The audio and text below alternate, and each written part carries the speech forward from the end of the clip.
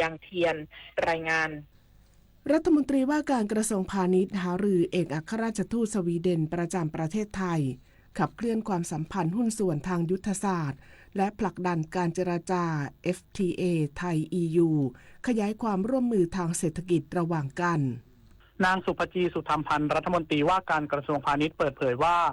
ได้หารือกับนางอันนาฮัมมาเกรนเอกอัครราชทูตสวีเดนประจำประเทศไทยเพื่อกระชับความสัมพันธ์ทางเศรษฐกิจภายใต้กรอบความเป็นหุ้นส่วนทางยุทธศาสตร์ไทยสวีเดนเห็นพ้องกันถึงโอกาสในการขยายความร่วมมือด้านการค้าและการลงทุนในสาขาที่มีศักยภาพร่วมกัน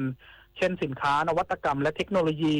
อุปกรณ์และโครงสร้างพื้นฐานด้านโทรคมนาคมและผลิตภัณฑ์ที่เป็นมิตรต่อสิ่งแวดล้อมโดยเฉพาะผลิตภัณฑ์ทางการเกษตรและอาหารแปรรูปรวมถึงสินค้าออร์แกนิกของไทยนอกจากนี้ทั้งสองฝ่ายได้แลกเปลี่ยนความเห็นเกี่ยวกับข้อตกลงการค้าเสรีหรือ FTA ไทย EU ซึ่งอยู่ระหว่างการเจรจาและสนับสนุนการเร่งรัดการเจรจาเพื่อให้สามารถสรุปผลได้โดยเร็วภายใต้หลักการที่เป็นประโยชน์ร่วมกันขยายความร่วมมือทางเศรษฐกิจและลดอุปสรรคทางการค้าระหว่างกันปฏิพล สัทธพรหมมารายงานกรมการจัดหางานเตือนนายจ้างและผู้ประกอบการระวังมิจฉาชีพแอบอ้างทำเอกสารแรงงานต่างด้าวหลอกโอนเงินและนำข้อมูลไปเปิดบัญชีม้านายสมชายมรกตศรีวรรณผู้ตรวจราชการกรมการจัดหางานรักษาราชการแทนอธิบดีกรมการจัดหางานเปิดเผยว่าขณะนี้พบมิจฉาชีพใช้สื่อออนไลน์ทั้งเว็บไซต์และเพจ Facebook แอบอ้างให้บริการเอกสารแรงงานต่างด้าวครบวงจรเช่นต่อใบอนุญาตทำงานนำเข้าแรงงานระบบ MOU เปลี่ยนนายจ้างและแจ้งออกโดยหลอกให้นายจ้างและผู้ประกอบการโอนเงินค่าดำเนินการรวมหลายล้านบาทแต่ไม่ทำเรื่องให้จริงอีกทั้งยังนำข้อมูลคนต่างด้าวไปเปิดบัญชีม้าเพื่อใช้ทำธุรกรรมผิดกฎหมายหรือขายต่อให้เว็บพนันออนไลน์สร้างความเสียหายเป็นจำนวนมาก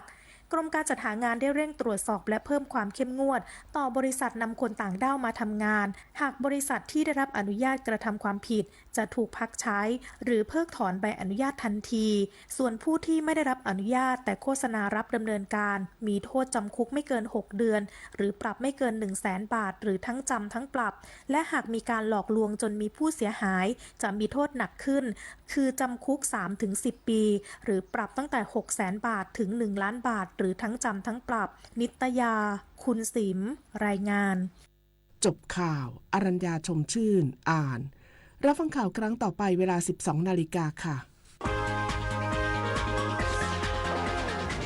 ติดตามข่าวที่นำเสนอไปแล้วได้ที่ www.thainews.prd.go.th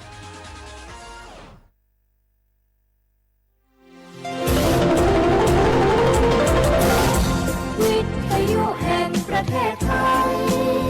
ให้ความรู้คู่ความสุข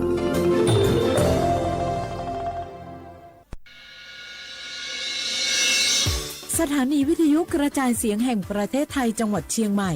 AM 1476 กิโลเฮิรตซ์สถานีวิทยุภาคภาษาชาติพันธุ์แห่งเดียวในประเทศไทยที่มีความทันสมัยเชื่อถือได้สร้างอัตลักษณ์กลุ่มชาติพันธุ์สู่สากล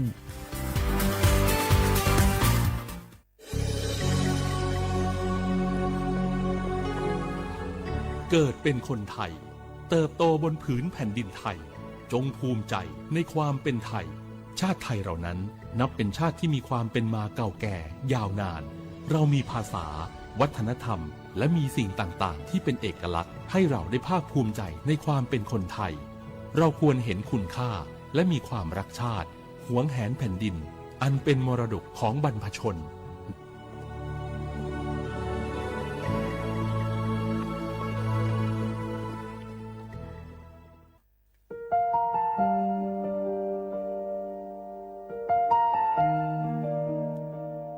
ขอน้อมเกล้าถวายอาลัยสมเด็จพระพันปีหลวงพระแม่แห่งแผ่นดินผู้ทรงเมตตาเหนือเกล้าขอพระองค์เสด็จสู่สวรรคาลัยข้าพระพุทธเจ้าข้าราชการและเจ้าหน้าที่สถานีวิทยุกระจายเสียงแห่งประเทศไทยจังหวัดเชียงใหม่กรมประชาสัมพันธ์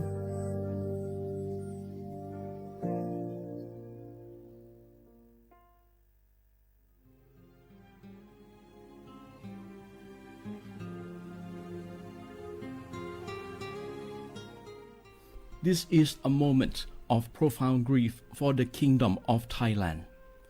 We,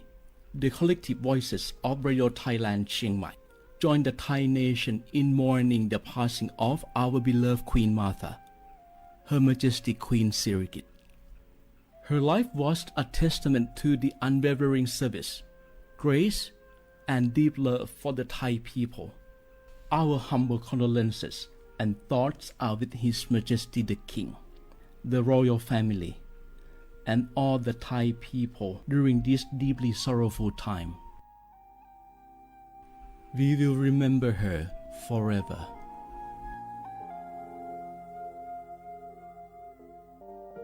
งาฮือละหุยาชอเจทอกาไทยมีกเวจอมออเอโลอาสะและไกเปวิทัปปาตองาฮือนิมาลูจาเวโยงาฮือมีเวอเอโลแลมีจอมอเวอปาโลเกโลมุนอมาโคโลโกเอเปเวโยงาฮือเตกาเลเลกางาฮือมีจอมอเอโลทะหะเวอคโลยอทะคาทากะดอนอเชตุโยงาออโตแลละหุชอเจเวอตาละหุคอเป้าเสมานาคาโบเพวิโย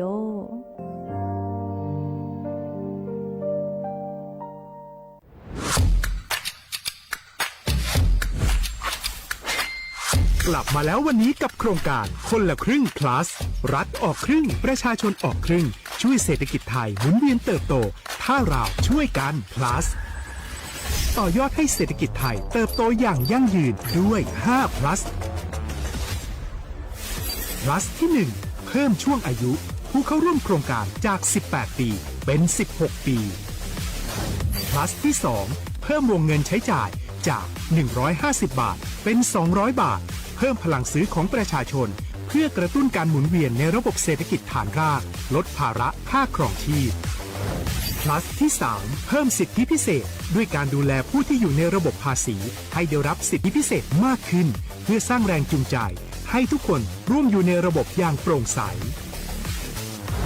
plus ที่ 4 เพิ่มโอกาสให้นิติบุคคลขนาดเล็กเข้าร่วมได้ให้ธุรกิจเติบโตเป็นกำลังสำคัญของเศรษฐกิจไทย plus ที่ 5 เพิ่มทักษะใหม่เพื่อพัฒนาให้ร้านค้านำความรู้ใหม่ๆมาช่วยเพิ่มยอดขายลดต้นทุนเรียนรู้เติบโตและปรับตัวไปกับเทคโนโลยีใหม่เพื่อสร้างเศรษฐกิจที่แข็งแกร่ง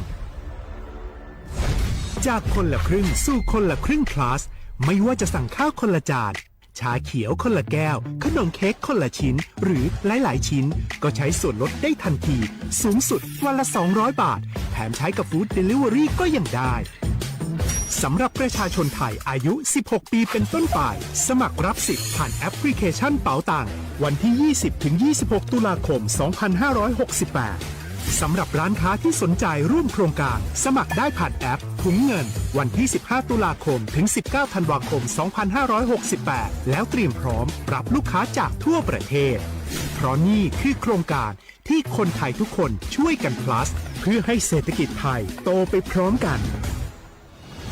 โครงการคนละครึ่ง plus ดำเนินการภายใต้เป้าหมายที่ชัดเจนของรัฐบาลในความต้องการกระตุ้นเศรษฐกิจลดภาระค่าครองชีพให้ประชาชนและยกระดับศักยภาพผู้ประกอบการไทยให้พร้อมในยุคดิจิทัลโดยยังคงยึดหลักความโปร่งใสตรวจสอบได้และป้องกันการใช้สิทธิที่ผิดวัตถุประสงค์คนละครึ่ง plus เพิ่มพลังเศรษฐกิจไทยพร้อมโตไปด้วยกันเส้นทางสายหมอกที่สวยที่สุดในเมืองแพร่กำลังรอทุกคนไปวิ่งด้วยกันครับทุกก้าวของคุณคือพลังของลมหายใจชวนเพื่อนชวนครอบครัวมาวิ่งฝ่าสายหมอกเพื่อโรงพยาบาลแพร่ในวันอาทิตย์ที่ 7 ธันวาคม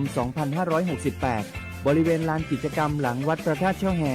มาร่วมกันส่งต่อพลังแห่งความดีเพราะทุกก้าวของคุณช่วยต่อชีวิตให้กับผู้ป่วยในโรงพยาบาลแพร่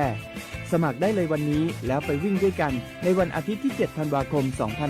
2568 พบกันบริเวณลานกิจกรรมหลังวัดพระธาตุช่อแฮนะครับ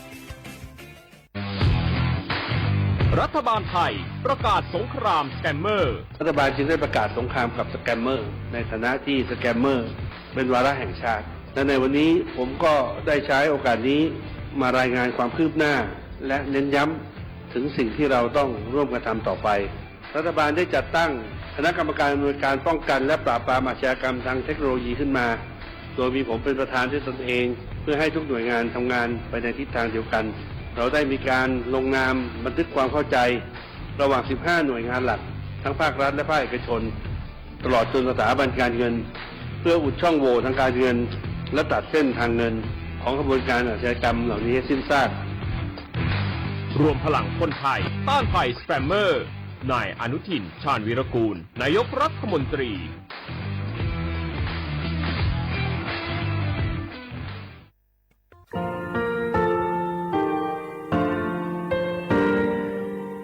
งาคือมีติปิเพกาวิเชแลงาคือติกาติชูแลติเลเพกาวิมาเฮยาค่างาคือชอยาออตุคโลกาติเทวิออโครคาติผาคาชูโยอาชูโยวิโยกาคาเดติเลอติแกกาผุติลาวิทปาตองาคือชอยาอาสติกาวิโยงาคือออตุคโลออโครคากาติเทวิเวอีเวมาโกติยาลิเลทอกาอายีเวคาชเวเพวิโยอลากวงาคืออตุคโลอคือคากาติยายามาเตียลาบิลโกงาคือชอยาทอกาอาสติมากาวิคาชูงาคือมีติปิเพกาวิเจแลงาคือติมูติฉติเพเลอติกาลิเลอาชูโยเวอเวปุตาเวกันติภาคาเสติเกคาเดกากาติเชวิทัปาตองาคือมีติปิฉกิเพลากาวิโยเชแลงาคือเทโจมโครคางาคือมียาถาตอกคปิลาตาเวปุลาเวติชเสนีเสหปามัชหปานี้งาติชออกขอทามัววิทยาลัยวิชาการศึกษาประสามิตรโกเวออคโลจากเกรทาเทโจมคุโฮคางาคือมียาถาปิยาลาตาเวตอกคติพายโย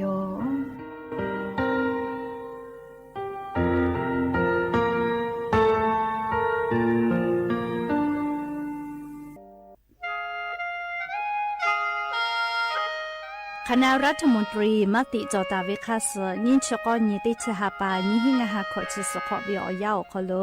มติจอเลจิชิตาเวคาสงาหุมมียาบะติเวพ่อปะหาจอเชเวงาคือไทมีกรขอเชอวิชอติพาทาบะติปีแต่กุเลจิชิตาเวคาสมีเวอเลี้ยวค่ามาตราติชสอคโลกุบตาเวงาคือมีอคโลชอตอชอลุพ่อเวพระราชบัญญัตินิหิงาหันชิญขอคโล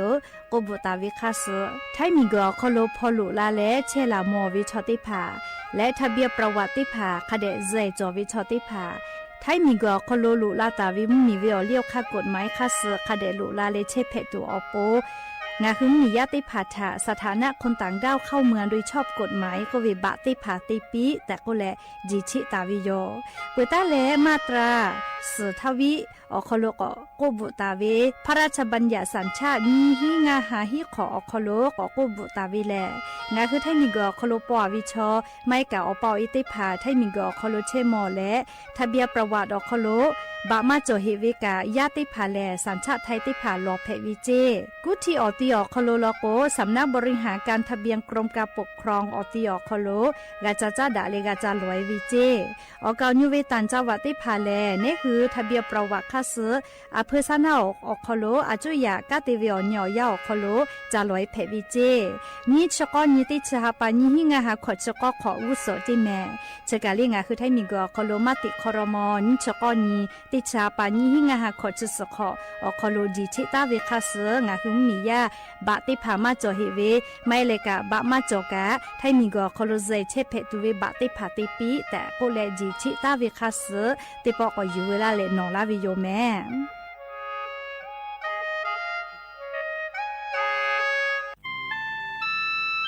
งาคือจาวจิใหม่ออกข้อต่อเกอติออกคโลโฆษณาติผาคือกาเวลโกจ้าดาลาเพวิโยอลโกงาคือจิใหม่ออกคโลเวสถานีวิทยุกระจายเสียงแห่งประเทศไทยจังหวัดจิใหม่แลออกข้อต่อเวสายาติผาสู่ไกเวกาวูจ้านอคือและโฆษณาติผาคือกาเวลโกจ้าดาคือโทรศัพท์นำบัตรแม่0 5 แซนี่สือขอ0ขอฮีไม่เฮเลกะ0ก้อนี่อ้อขอฮีงาสือก้อโทรศัพท์นบะชเวทะจ้าดะและโฆษณาติผากุลาเพวิโย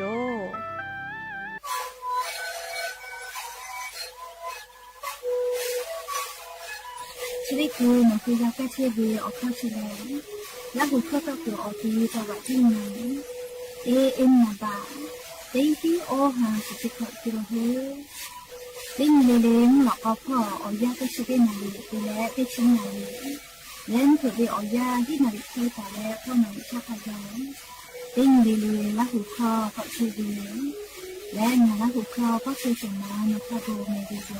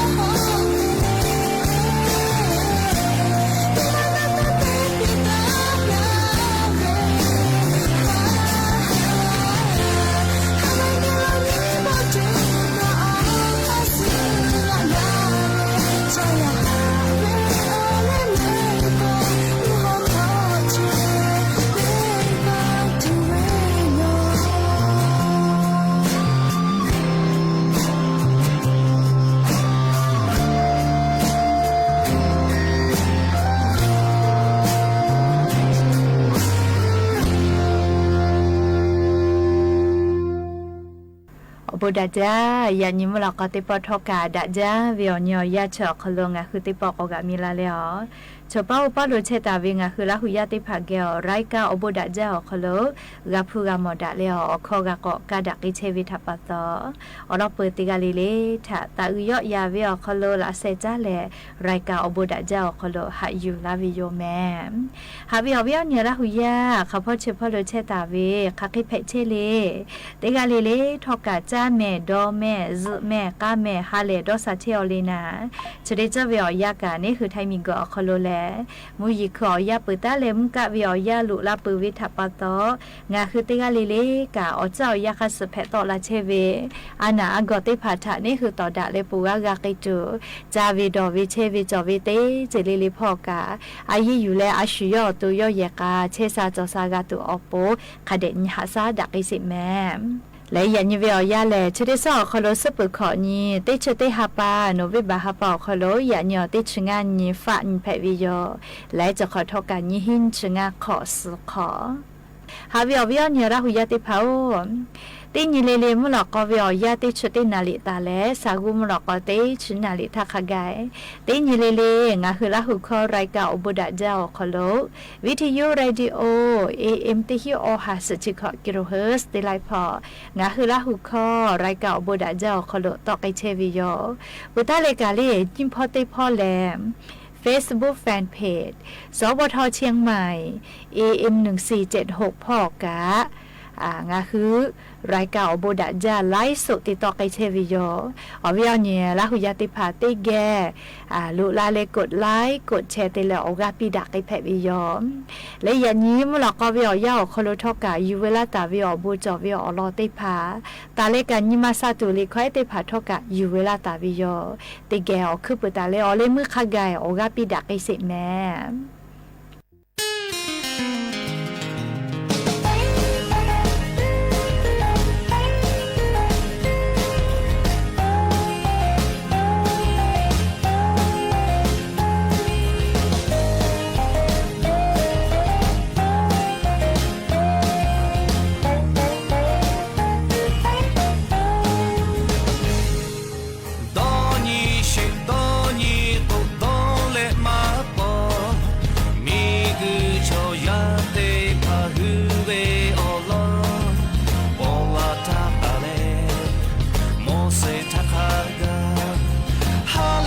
ชาเวชิมาจโลมูชอเตเล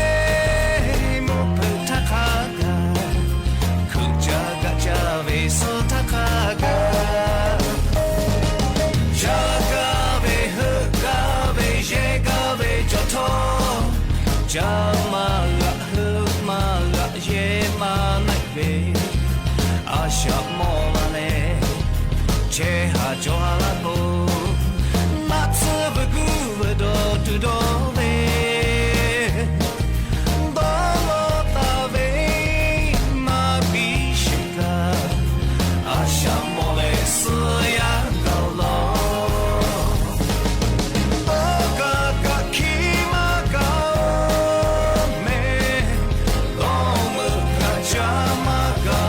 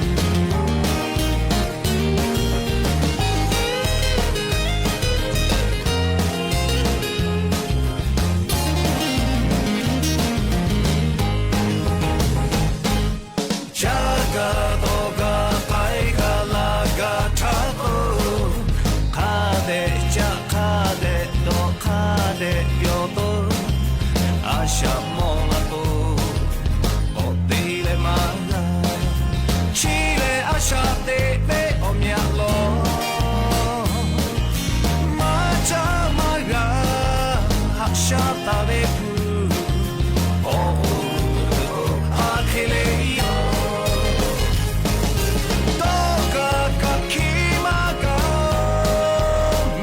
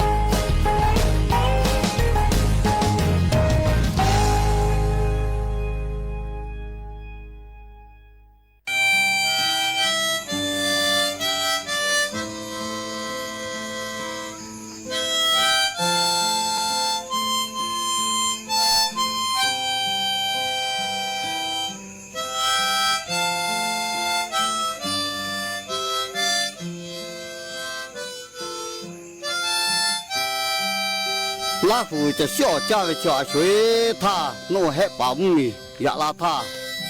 弄个切为这个他为还保米，切这个他为，木路切熟了，泡为焦为，呀鸟去，弄阿地辅助木卡叫叫哪位去，呀鸟嘛对弄个叫哪位这个他为我去我们嘛考驾车来不到了，我去好考把个这些哦。噶么家是考嘛家是我考他家徒哩，我考教育教，啊对辅助们考过了教，没事话是到那个对小哪家下的，对小哪家个考嘛家都票会不到嘞，人家我去那辅助是教育教，所以我还把没去打，啊对辅助们考教，我个有啥嘞错呀，我个拿大为啦嘞，对多不对多，对家不对家的嘞，妈咪。比错米啊，是他比错米，学对了可以妈米学不了，太米学噶啦喂，太米学噶啦嘞就搞好啊，就少加喂，人家可以从么个月学嘛家都票，就是个教个过，对小那就家会不到嘞，他只白位我要八位我里，我要八些的去是你高不是那好多家里到哪位。他好到了帕里国府位，马好到了马里国府嘞。人家我要把位他只被对里府啊个，他把多少年个个啊些爱妈咪个位，啊把唔个些怕，人家去咪个嘞咪对咪子也去也对也子一个嘞，他对他子一个嘞，人家就是家位的个位哟。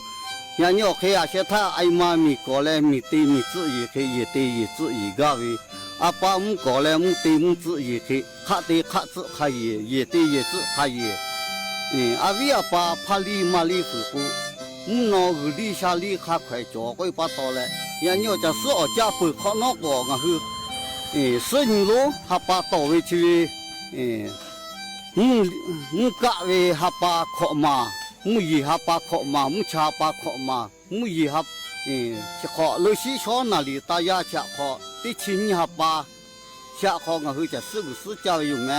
人家去阿维阿尼考咩，唔咩去为，老教怕家为嘛个，个大唔考那家为嘛个嘞，阿维阿爸从冇复习，从冇从给他家比到比为有，考第七第个改个，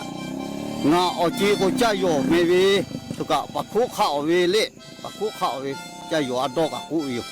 จะอยู่ตัวบูกับกูอยู่งาอัลลาไล่จืดเฮมาเตลีก็ชมป่างาคือโคยกะโอ้ยปาเกะก็ปีปะตอเละงะจะที่ตีลาไปเลยแต่ก็จิบตาแล้วก็ใครกะอาชุกะแต่ใครเลยกะจะซื้อเจ้าวิชิวมาเตลีจะซื้อเจ้าวิเลยกูมือเวว่าเวเจ้าเวกะเว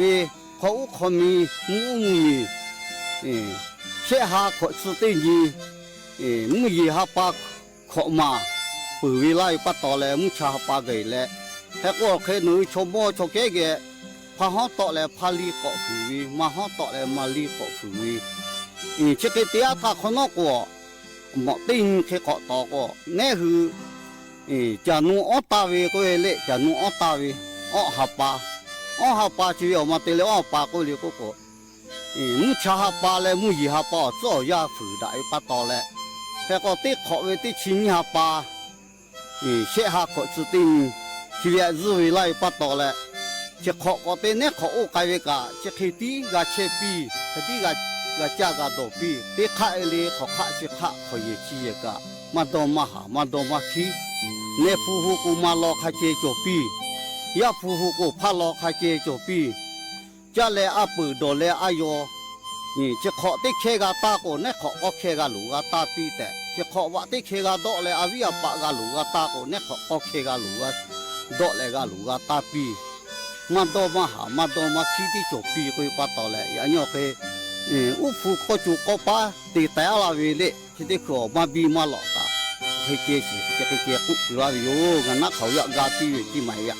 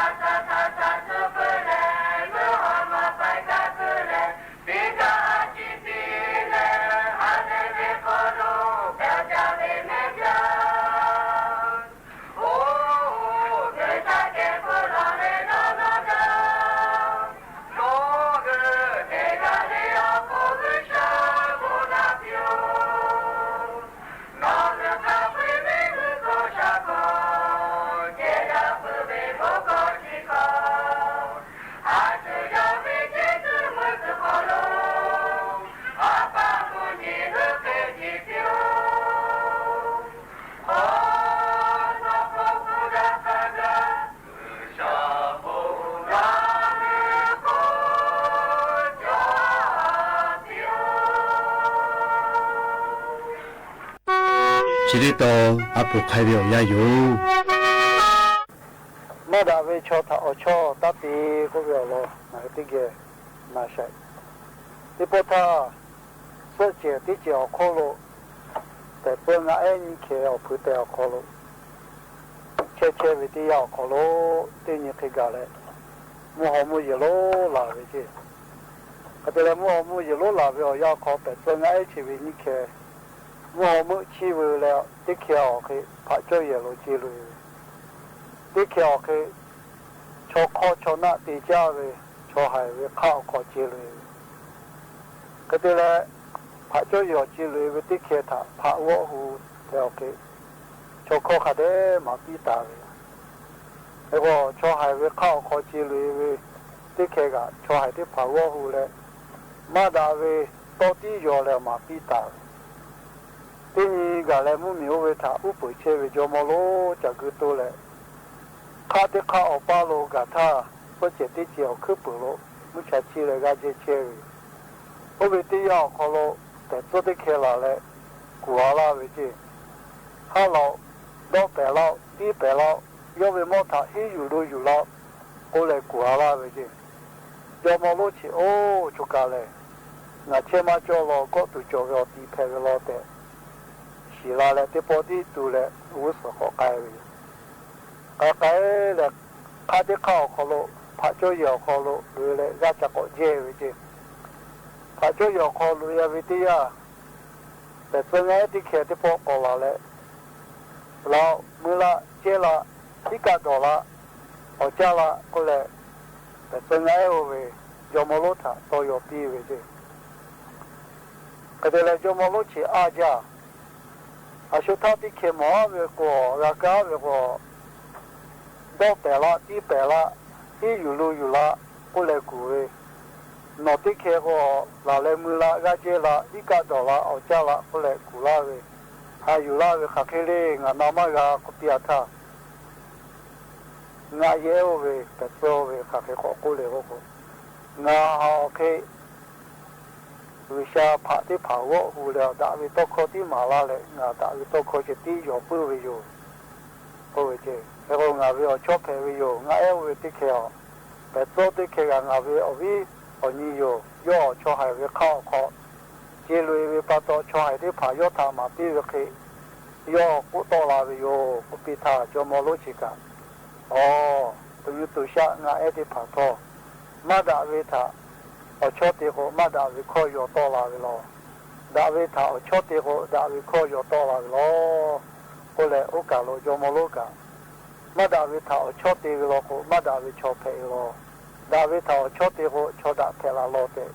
เฮยุตุเชเขลาวิเจเฮโคยันยากานาโรชอติเชวิโอชอปาติภาชติเตตุโลวิโอมาดาวิกะคาถาติเชวิจาเชโตเชวิทาบุปุโรจุทาจาเชวิโชวิทาชอติวิโหงากามาดาวิชอเพกาวิโอยาคาดาวิทาอาชาติวิกะจาวิโชติภาทาละจาลาชาติวิโชทังไงโอชอติวิโหงากาดาวิโชเทลาวิโอแต่จะเป็นอะไรติเก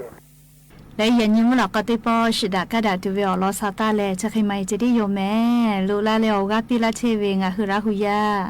วิทยุเรดิโอพอมาโกเฟซบุ๊กไลฟ์สดพอวิทยาลิเลกาจ้าเมดอแม่เชซาจอซาเลฮาเลดอนซาเลอดาวิโอญอยาเพปิแม่อบูจา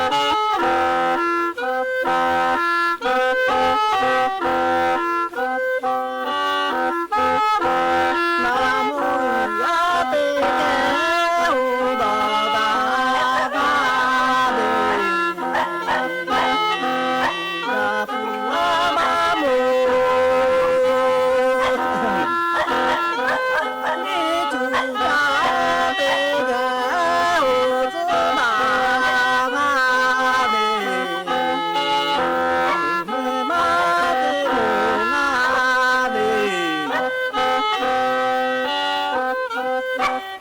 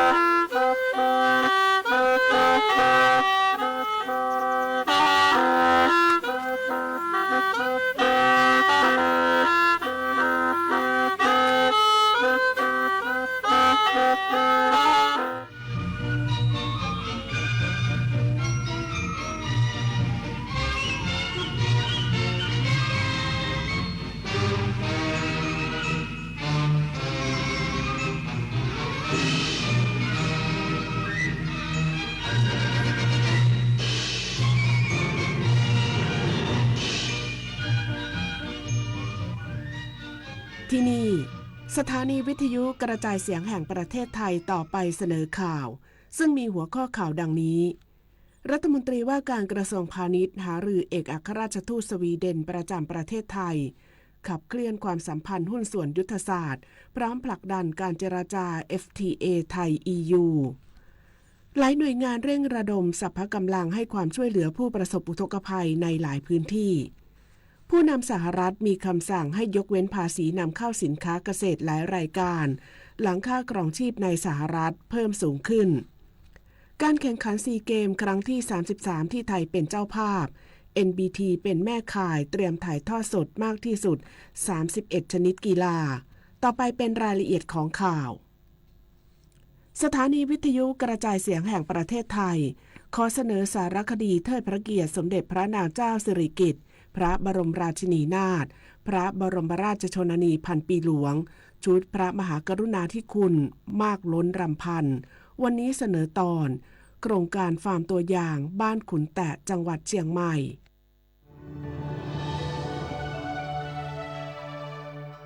สารคดีเทิดพระเกียรติสมเด็จพระนางเจ้าสิริกิติ์พระบรมราชินีนาถพระบรมราชชนนีพันปีหลวงชุดพระมหากรุณาธิคุณมากล้นรำพัน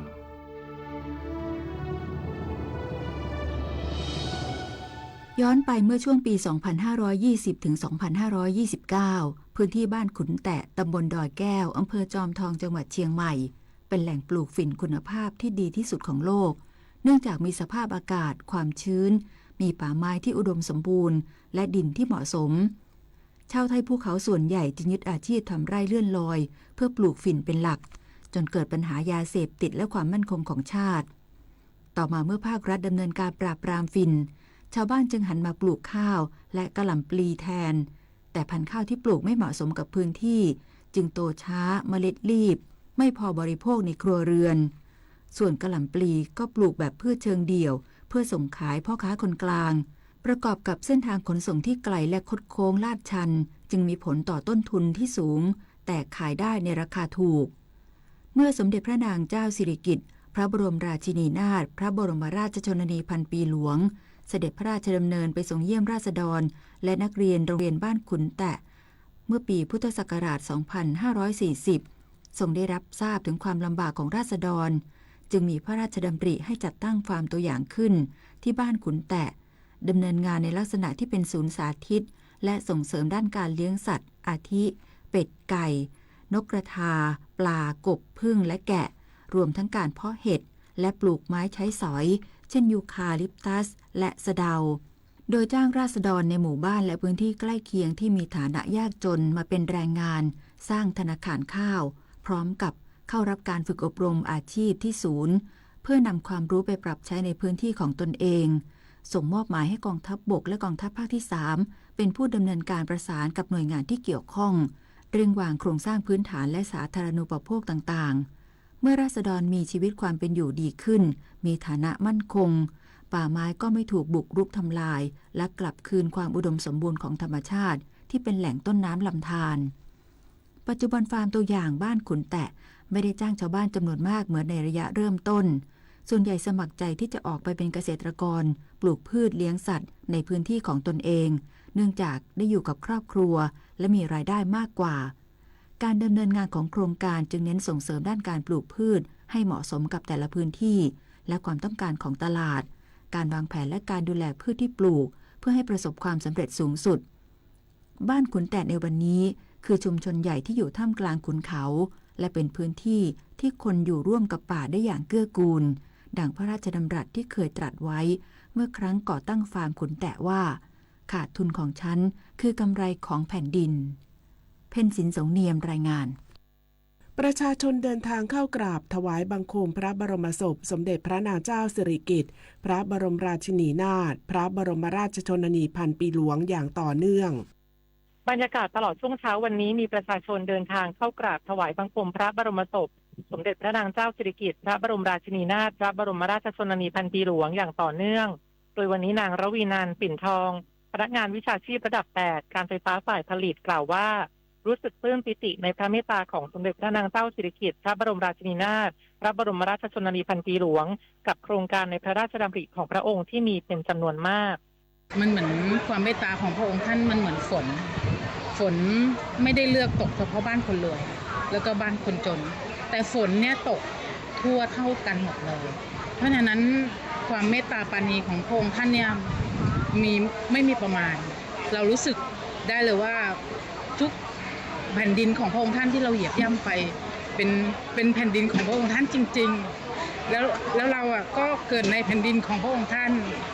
ด้านนางสาววรรณวิมลเมตตารัตน์กล่าวพร้อมน้ำตาว่าตั้งแต่เกิดมาก็ได้เห็นพระเมตตาและความเสียสละของสมเด็จพระนางเจ้าสิริกิติ์พระบรมราชินีนาถพระบรมราชชนนีพันปีหลวงที่ได้ส่งงานมาโดยตลอดและขอฝากให้คนรุ่นใหม่มีความกตัญญูต่อแผ่นดินเพราะประเทศไทยมีความสงบสุขทุกวันนี้ได้ด้วยพระบารมีของพระองค์ก็ไม่มีอะไรก็ความกตัญญูเท่านั้นแหละใช่ไหมความกตัญญูก็จะคุ้มครองทุกอย่างเรากตัญญูพ่อแม่แค่นั้นแหละกตัญญูแผ่นดินเกิดมาโอ้โหได้ท่านนะอยู่ทุกวันเนี้ยดีไม่รู้จะดีแสนดียังไงบอกตรงอยู่รอบบ้านนี้ถ้าเราไปเกิดที่อื่นนะโชคดีนะเป็นคนโชคดีนะมาเกิดประเทศไทยทั้งนี้สำนักพระราชวังได้รับพระราชทานพระบรมราชานุญาตเปิดให้ประชาชนเข้ากราบถวายบังคมพระบรมศพ4ช่วงเวลาได้แก่ช่วงที่1ตั้งแต่เวลา 8:00 นถึง 10:45 นช่วงที่2ตั้งแต่เวลา 12:00 นถึง 16:45 นช่วงที่3ตั้งแต่เวลา 17:45 นถึง 18:30 นและช่วงที่4ตั้งแต่เวลา 19:45 นถึง 21:00 นโดยจะปิดจุดคัดกรองเวลา 20:30 นและแนะนำประชาชนเดินทางถึงเต็นท์พักคอยก่อนเวลา 20:00 น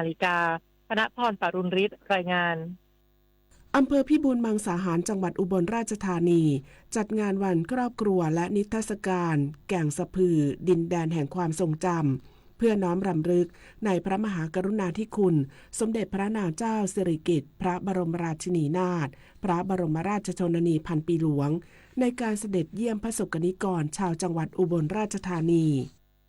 นายสรชัยคลองยุทธนายอำเภอพิบูลมังสาหารเปิดเผยว่าทุกภาคส่วนในพื้นที่อำเภอพิบูลมังสาหารจังหวัดอุบลราชธานีพร้อมใจกันจัดงานวันครอบครัวและนิทรรศการแก่งสะพือดินแดนแห่งความทรงจำเพื่อเป็นการร่วมน้อมรำลึกในพระมหากรุณาธิคุณและย้อนรำลึกถึงเหตุการณ์สำคัญในประวัติศาสตร์เมื่อ70ปีก่อนที่พระบาทสมเด็จพระบรมชนกาธิเบศรมหาภูมิพลอดุลยเดชมหาราชบรมนาถบพิตรและสมเด็จพระนางเจ้าสิริกิติ์พระบรมราชินีนาถพระบรมราชชนนีพันปีหลวงได้เสด็จพระราชดำเนินเยี่ยมประสบกนิกรชาวจังหวัดอุบลราชธานีณ แก่งสะพืออำเภอพิบูลมังสาหารโดยเทศบาลเมืองพิบูลมังสาหารได้เตรียมจัดกิจกรรมหลากหลายทั้งนิทรรศการประวัติศาสตร์ภาพถ่ายพระราชกรณียกิจของทั้งสองพระองค์ในการเสด็จเยี่ยมประสบกนิกรชาวจังหวัดอุบลราชธานีที่หาชมได้ยากและกิจกรรมที่จัดแสดงอย่างครบถ้วนพร้อมร่วมสัมผัสประสบการณ์ทางศิลปะวัฒนธรรมพื้นบ้านและเพลิดเพลินกับกิจกรรมวันครอบครัวสุดอบอุ่นและที่สำคัญเพื่อเปิดโอกาสให้ประชาชนได้มีส่วนร่วมแสดงความจงรักภักดีและสืบสานเรื่องราวแห่งความทรงจำอันทรงคุณค่านี้ร่วมกันจึงขอเชิญชวนประชาชนชาวจังหวัดอุบลราชธานีร่วมงานวันครอบครัวและนิทรรศการแก่งสะพือดินแดนแห่งความทรงจำเพื่อน้อมรำลึกในพระมหากรุณาธิคุณสมเด็จพระนางเจ้าสิริกิติ์พระบรมราชินีนาถพระบรมราชชนนีพันปีหลวงณ ลานพระปรมาภิไธยแก่งสะพืออำเภอพิบูลมังสาหารระหว่างวันที่ 17 ถึง 23 พฤศจิกายน 2568 เวลา 8:30 นถึง 16:30 นกรกฎภูมิ สวท อุบลราชธานีรายงานรัฐมนตรีว่าการกระทรวงพาณิชย์หารือเอกอัครราชทูตสวีเดนประจำประเทศไทยขับเคลื่อนความสัมพันธ์หุ้นส่วนยุทธศาสตร์พร้อมผลักดันการเจรจา FTA ไทย EU นางสุภจี สุธรรมพันธ์รัฐมนตรีว่าการกระทรวงพาณิชย์เปิดเผยว่าได้หารือกับนางอันนา ฮัมมาเกรนเอกอัครราชทูตสวีเดนประจำประเทศไทยเพื่อกระชับความสัมพันธ์ทางเศรษฐกิจระหว่างไทยและสวีเดนโดยทั้งสองประเทศพร้อมร่วมมือกันขับเคลื่อนความสัมพันธ์ภายใต้กรอบความเป็นหุ้นส่วนทางยุทธศาสตร์ไทยสวีเดนโดยที่ผ่านมาไทยและสวีเดนมีความสัมพันธ์ที่ดียาวนานกว่า157ปีและมีบริษัทสวีเดนเข้ามาลงทุนในไทยกว่า100รายสะท้อนความเชื่อมั่นของนักลงทุนสวีเดนที่มีต่อศักยภาพของไทยโดยทั้งสองฝ่ายเห็นพ้องกันถึงโอกาสในการขยายความร่วมมือด้านการค้าและการลงทุนในสาขาที่มีศักยภาพร่วมกันเช่นสินค้านวัตกรรมและเทคโนโลยี อุปกรณ์และโครงสร้างพื้นฐานด้านโทรคมนาคมและผลิตภัณฑ์ที่เป็นมิตรต่อสิ่งแวดล้อมโดยเฉพาะผลิตภัณฑ์ทางการเกษตรและอาหารแปรรูปรวมถึงสินค้าออร์แกนิกของไทยที่ตอบสนองความต้องการของผู้บริโภคสวีเดนที่ใส่ใจต่อการดูแลสุขภาพและให้ความสำคัญกับการรักษาสิ่งแวดล้อมและความยั่งยืนซึ่งจะช่วยเปิดโอกาสให้ไทยขยายการส่งออกสินค้าเหล่านี้ได้มากขึ้นนอกจากนี้ทั้งสองฝ่ายได้แลกเปลี่ยนความเห็นเกี่ยวกับข้อตกลงการค้าเสรีหรือ FTA ไทย EU ซึ่งอยู่ระหว่างการเจรจาและสนับสนุนการเร่งรัดการเจรจาเพื่อให้สามารถสรุปผลได้โดยเร็วภายใต้หลักการที่เป็นประโยชน์ร่วมกันขยายความร่วมมือทางเศรษฐกิจและลดอุปสรรคทางการค้าระหว่างกันทางนี้สวีเดนเป็นคู่ค้าอันดับที่42ของไทยในปี 2567 ไทยและสวีเดนมีการค้าระหว่างกันรวม $1,247 ล้านโดยไทยส่งออกไปสวีเดน$507,710,000 ปฏิพล สัทธพรหมมารายงานกรมพัฒนาธุรกิจการค้าขอความร่วมมือนักบัญชีอย่าให้ความช่วยเหลือสนับสนุนจัดตั้งธุรกิจที่เป็นนอมินีและจดทะเบียนธุรกิจเพื่อเปิดบัญชีม้านิติบุคคลมีโทษจำคุกไม่เกิน3ปีโทษปรับสูงสุด1ล้านบาทนายภูลพงษ์นายนาภากรอธิบดีกรมพัฒนาธุรกิจการค้าเปิดเผยว่ากรมพัฒนาธุรกิจการค้าขอความร่วมมือสำนักงานบัญชีและนักบัญชีอย่าให้ความช่วยเหลือหรือให้คำแนะนำในการจดทะเบียนจัดตั้งนิติบุคคลโดยใช้คนไทยเป็นตัวแทนอำพรางหรือนอมินีหรือการเปิดบัญชีม้าของนิติบุคคลเช่นใช้สถานที่ตั้งนิติบุคคลที่ไม่ตรงตามความเป็นจริงหรือเจ้าบ้านไม่อนุญาตให้ใช้เป็นสถานที่ตั้งสำนักงานเป็นต้นพร้อมแจ้งเตือนไปยังสำนักงานบัญชีและผู้ประกอบวิชาชีพบัญชีที่เอื้อประโยชน์ให้กับผู้กระทำผิดให้หยุดการกระทำดังกล่าวและเน้นย้ำให้สำนักงานบัญชีและผู้ประกอบการวิชาชีพบัญชีระมัดระวังไม่ให้ความช่วยเหลือสนับสนุนหรือถือหุ้นแทนคนต่างด้าวเพื่อให้คนต่างด้าวเหล่านั้นเข้ามาประกอบธุรกิจโดยหลีกเลี่ยงหรือฝ่าฝืนกฎหมายเพื่อหยุดความเสียหายที่จะเกิดขึ้นต่อระบบเศรษฐกิจไทยหากตรวจสอบพบการกระทำผิดก็จะถูกดำเนินคดีตามกฎหมายมีโทษจำคุกไม่เกิน3ปีหรือปรับตั้งแต่ 100,000 ถึง 1 ล้านบาทหรือทั้งจำทั้งปรับขณะเดียวกันกรมพัฒนาธุรกิจการค้าเตรียมจัดโครงการอบรมเสริมภูมินักบัญชีไทยรู้ทันธุรกิจผิดกฎหมายร่วมสร้างธุรกิจไทยให้มีความโปร่งใสสะท้อนภาพลักษณ์ภาพธุรกิจไทยที่ดีและน่าเชื่อถือกรมการจัดหางานเตือนมิจฉาชีพแอบอ้างทำเอกสารแรงงานต่างด้าวหลอกโอนเงินเปิดบัญชีม้านายสมชายมรกตศรีวันผู้ตรวจราชการกระทรวงแรงงานรักษาราชการแทนอธิบดีกรมการจัดหางานเปิดเผยว่าขณะนี้พบมิจฉาชีพใช้สื่อออนไลน์ทั้งเว็บไซต์และเพจ Facebook แอบอ้างให้บริการเอกสารแรงงานต่างด้าวครบวงจรเช่นต่อใบอนุญาตทำงานนำเข้าแรงงานระบบ MOU เปลี่ยนนายจ้างและแจ้งออกโดยหลอกให้นายจ้างและผู้ประกอบการโอนเงินค่าดำเนินการรวมหลายล้านบาทอีกทั้งยังนำข้อมูลคนต่างด้าวไปเปิดบัญชีม้าเพื่อใช้ทำธุรกรรมผิดกฎหมายหรือขายต่อให้เว็บพนันออนไลน์สร้างความเสียหายเป็นจำนวนมากกรมการจัดหางานได้เร่งตรวจสอบและเพิ่มความเข้มงวดต่อบริษัทนำเข้าคนต่างด้าวมาทำงานหากบริษัทที่ได้รับอนุญาตกระทำผิดจะถูกพักใช้หรือเพิกถอนใบอนุญาตทันทีส่วนผู้ที่ไม่ได้รับอนุญาตแต่โฆษณารับดำเนินการมีโทษจำคุกไม่เกิน6เดือนหรือปรับไม่เกิน 100,000 บาทหรือทั้งจำทั้งปรับและหากมีการหลอกลวงจนมีผู้เสียหายจะมีโทษหนักขึ้นคือจำคุก 3-10 ปีหรือปรับ 600,000 ถึง 1 ล้านบาทหรือทั้งจำทั้งปรับทั้งนี้ขอเตือนนายจ้างและสถานประกอบการก่อนโอนเงินให้บริษัทใดขอให้ตรวจสอบรายชื่อบริษัทที่ได้รับอนุญาตจากกรมการจัดหางานได้ที่เว็บไซต์ doe.go.th/ipd หรือสอบถามข้อมูลเพิ่มเติมได้ที่กองทะเบียนจัดหางานกลางโทร 023541729 สำนักงานจัดหางานจังหวัดและสำนักงานจัดหางานกรุงเทพมหานครพื้นที่ 1-10 สายด่วนกระทรวงแรงงาน 1506 กด 2ผู้จัดการกองทุนเงินให้กู้ยืมเพื่อการศึกษาหรือกยศ.แจ้งเตือนผู้กู้ยืมเงินกยศ.ที่ถูกฟ้องคดีปี 2559 ให้เข้าทำสัญญาปรับโครงสร้างหนี้ภายในเดือนธันวาคมนี้ นางสาวนันทวรรณ วงศ์ขจรกิติผู้จัดการกองทุนเงินให้กู้ยืมเพื่อการศึกษาเปิดเผยว่าจากการที่กยศ.ได้ดำเนินการฟ้องร้องดำเนินคดีผู้กู้ยืมเงินที่ค้างชำระหนี้ในปี 2559 และศาลได้พิจารณาให้ชำระหนี้แล้วจำนวนกว่า 100,000 รายโดยขณะนี้ผู้กู้ยืมเงินกลุ่มดังกล่าวยังไม่ได้ชำระหนี้ให้เสร็จสิ้นตามคำพิพากษาซึ่งก่อนหน้านี้กยศ.ได้มีการแจ้งให้ผู้กู้ยืมเงินและผู้ค้ำประกันทราบทั้งทางจดหมายทางโทรศัพท์และได้ดำเนินการตามขั้นตอนการติดตามหนี้มาโดยตลอดแต่ผู้กู้ยืมเงินยังไม่ชำระหนี้ตามคำพิพากษาของศาลหรือไม่ได้มีการติดต่อกลับมายังกยศ.และระยะเวลาได้เลยมา 9 ปีแล้วล่าสุดกยศ.มีความจำเป็นต้องดำเนินการตามกฎหมายโดยเตรียมออกหมายบังคับคดีผู้กู้ยืมเงินกลุ่มดังกล่าวหากผู้กู้ยืมเงินไม่ต้องการให้กยศ.ดำเนินการบังคับคดีตามกฎหมายโดยการยึดหรืออายัดทรัพย์สินของผู้กู้ยืมเงินและหรือผู้ค้ำประกันขอให้ผู้กู้ยืมเงินชำระหนี้ปิดบัญชีตามยอดหนี้ที่ปรากฏในแอปกยศ.คอนเน็กหรือหากผู้กู้ยืมเงินไม่สามารถชำระหนี้ปิดบัญชีตามคำพิพากษาได้สามารถเข้าทำสัญญาปรับโครงสร้างหนี้ออนไลน์ได้ที่ www.studentloan.or.th ภายในเดือนธันวาคมนี้เหมันมาเยือนสะเทือนจิตสุดจะคิดวิปโยคโศกสุดแสนน้ำตาไทยไหลหลั่งไปทั่วแดนสะอื้นแม้นระงมกันทั่วเมืองพระผู้สถิตในใจไทยตราบนิรันดร์น้อมสำนึกในพระมหากรุณาธิคุณเป็นล้นพ้น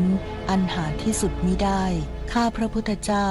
คณะผู้บริหารข้าราชการและเจ้าหน้าที่สถานีวิทยุกระจายเสียงแห่งประเทศไทยกรมประชาสัมพันธ์หน่วยพัฒนาการเคลื่อนที่ 15 สำนักงานพัฒนาภาค 1 กองบัญชาการทหารพัฒนาช่วยเหลือประชาชนที่ประสบอุทกภัยพื้นที่ภาคกลางท่านเอกมหิธรบุญครองผู้บังคับหน่วยพัฒนาการเคลื่อนที่ 15 สำนักงานพัฒนาภาค 1 กองบัญชาการทหารพัฒนากล่าวถึงการช่วยเหลือดูแลประชาชนที่ประสบอุทกภัยพื้นที่ภาคกลางว่าหน่วยพัฒนาการเคลื่อนที่ 15 รับผิดชอบพื้นที่จังหวัดอุทัยธานีชัยนาทสิงห์บุรีและพระนครศรีอยุธยาโดยที่จังหวัดอุทัยธานีเป็นเรื่องน้ำล้นตลิ่งและน้ำหลากส่งผลกระทบกับพื้นที่4อำเภอมีประชาชนได้รับความเดือดร้อนประมาณ 5,000 ครัวเรือนส่วนจังหวัดชัยนาทมีน้ำล้นตลิ่งส่งผลกระทบกับประชาชน 5,000 ครัวเรือนและจังหวัดสิงห์บุรีก็ได้รับผลกระทบเช่นเดียวกันเนื่องจากเป็นพื้นที่ท้ายเขื่อนเจ้าพระยามีบ้านเรือนประชาชนได้รับผลกระทบ 8,000 ครัวเรือนสุดท้ายจังหวัดพระนครศรีอยุธยาบ้านเรือนประชาชนได้รับผลกระทบแต่ที่วิกฤตที่สุด3อำเภอคืออำเภอเสนาอำเภอบางบานและอำเภอผักไห่ประชาชนได้รับผลกระทบ 60,000 ครัวเรือน 220,000 คน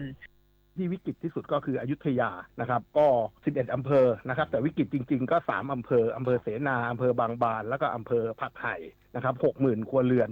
220,000 คนครับในส่วนของความช่วยเหลือเราแบ่งตั้งแต่ก่อนเกิดเหตุหรือว่ากำลังจะเกิดเหตุนะครับเราก็มีการสนับสนุนการขนย้ายขึ้นที่สูงนะครับมีการนำเครื่องจักรกลของหน่วยนะครับก็คือรถขุดตักนะครับมาทำคันดินชั่วคราวนะครับนำกำลังพลมาช่วยส่วนราชการแล้วก็ช่วยประชาชนในเรื่องของการวางกระสอบทรายเสริมผนังกั้นน้ำก็เป็นการสนับสนุนส่วนราชการในพื้นที่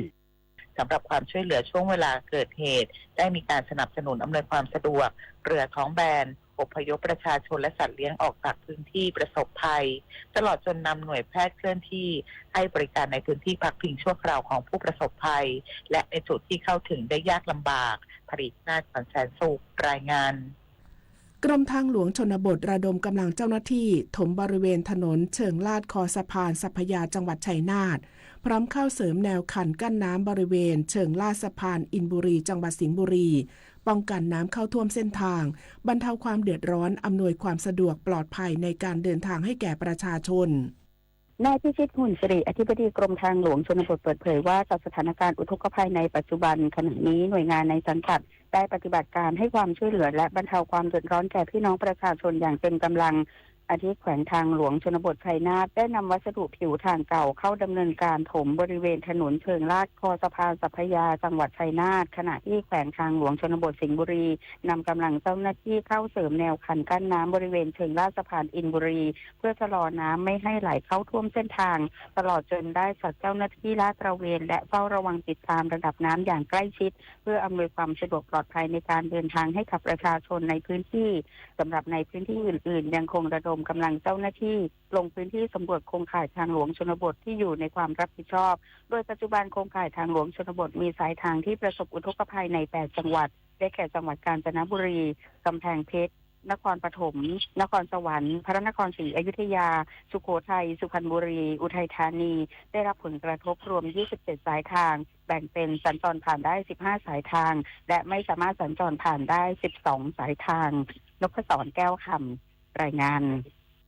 การประปานครหลวงตรวจสอบความปลอดภัยของอุปกรณ์ต่างๆในพื้นที่เสี่ยงประสบอุทกภัยเพื่อสร้างความปลอดภัยให้แก่ประชาชนนางสาวสุวราทวิศรีผู้ว่าการประปานครหลวงหรือกปน.เปิดเผยว่า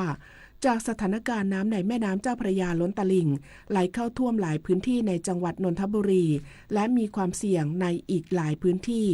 กปน.เร่งส่งเจ้าหน้าที่ลงพื้นที่ในความรับผิดชอบครอบคลุม3จังหวัดได้แก่กรุงเทพมหานครนนทบุรีและสมุทรปราการโดยเฉพาะพื้นที่ตามแนวตลิ่งริมแม่น้ำเจ้าพระยาซึ่งมีโอกาสที่น้ำจะล้นตลิ่งเข้าท่วมพื้นที่ได้เพื่อประเมินสถานการณ์ตรวจสอบความปลอดภัยของอุปกรณ์ต่างๆที่อยู่ในพื้นที่ดังกล่าวอาทิอุปกรณ์ควบคุมประตูน้ำระยะไกลสถานีตรวจวัดข้อมูลการสูบจ่ายน้ำระยะไกลเพื่อป้องกันอันตรายจากกระแสไฟฟ้ารั่วไหลรวมถึงฝาบ่อประตูน้ำและประตูระบายอากาศของท่อประทานเพื่อป้องกันอันตรายจากอุบัติเหตุการตกหลุมบ่อที่มองไม่เห็นนอกจากนี้กปน.ได้ติดตามสถานการณ์อย่างใกล้ชิดและจัดเจ้าหน้าที่ลงพื้นที่เฝ้าระวังและสร้างความปลอดภัยเพื่อบรรเทาความเดือดร้อนให้ประชาชนสามารถกลับมาใช้ชีวิตได้ตามปกติโดยเร็วหากประชาชนพบเห็นอุปกรณ์ของกปน.อยู่ในสภาพชำรุดไม่ปลอดภัยหรือพบปัญหาท่อแตกรั่วสามารถแจ้งสำนักงานประปาสาขาในพื้นที่เพื่อเข้าดำเนินการแก้ไขได้ทันทีรวมทั้งสามารถติดต่อแจ้งเหตุขัดข้องได้ที่ MWA Call Center ศูนย์บริการประชาชนโทร 1125 ตลอด 24 ชั่วโมงสำนักงานทรัพยากรน้ำแห่งชาติและหน่วยงานที่เกี่ยวข้องเฝ้าระวังน้ำท่วมฉับพลันและน้ำป่าไหลหลากในพื้นที่ภาคใต้ 11 จังหวัดจากฝนตกหนักถึงหนักมากนายดนุชาพิชยนันท์เลขาธิการสำนักงานทรัพยากรน้ำแห่งชาติกล่าวว่าสำนักงานทรัพยากรน้ำแห่งชาติหรือสทนช.และหน่วยงานที่เกี่ยวข้องเฝ้าระวังน้ำท่วมฉับพลันและน้ำป่าไหลหลากในพื้นที่ภาคใต้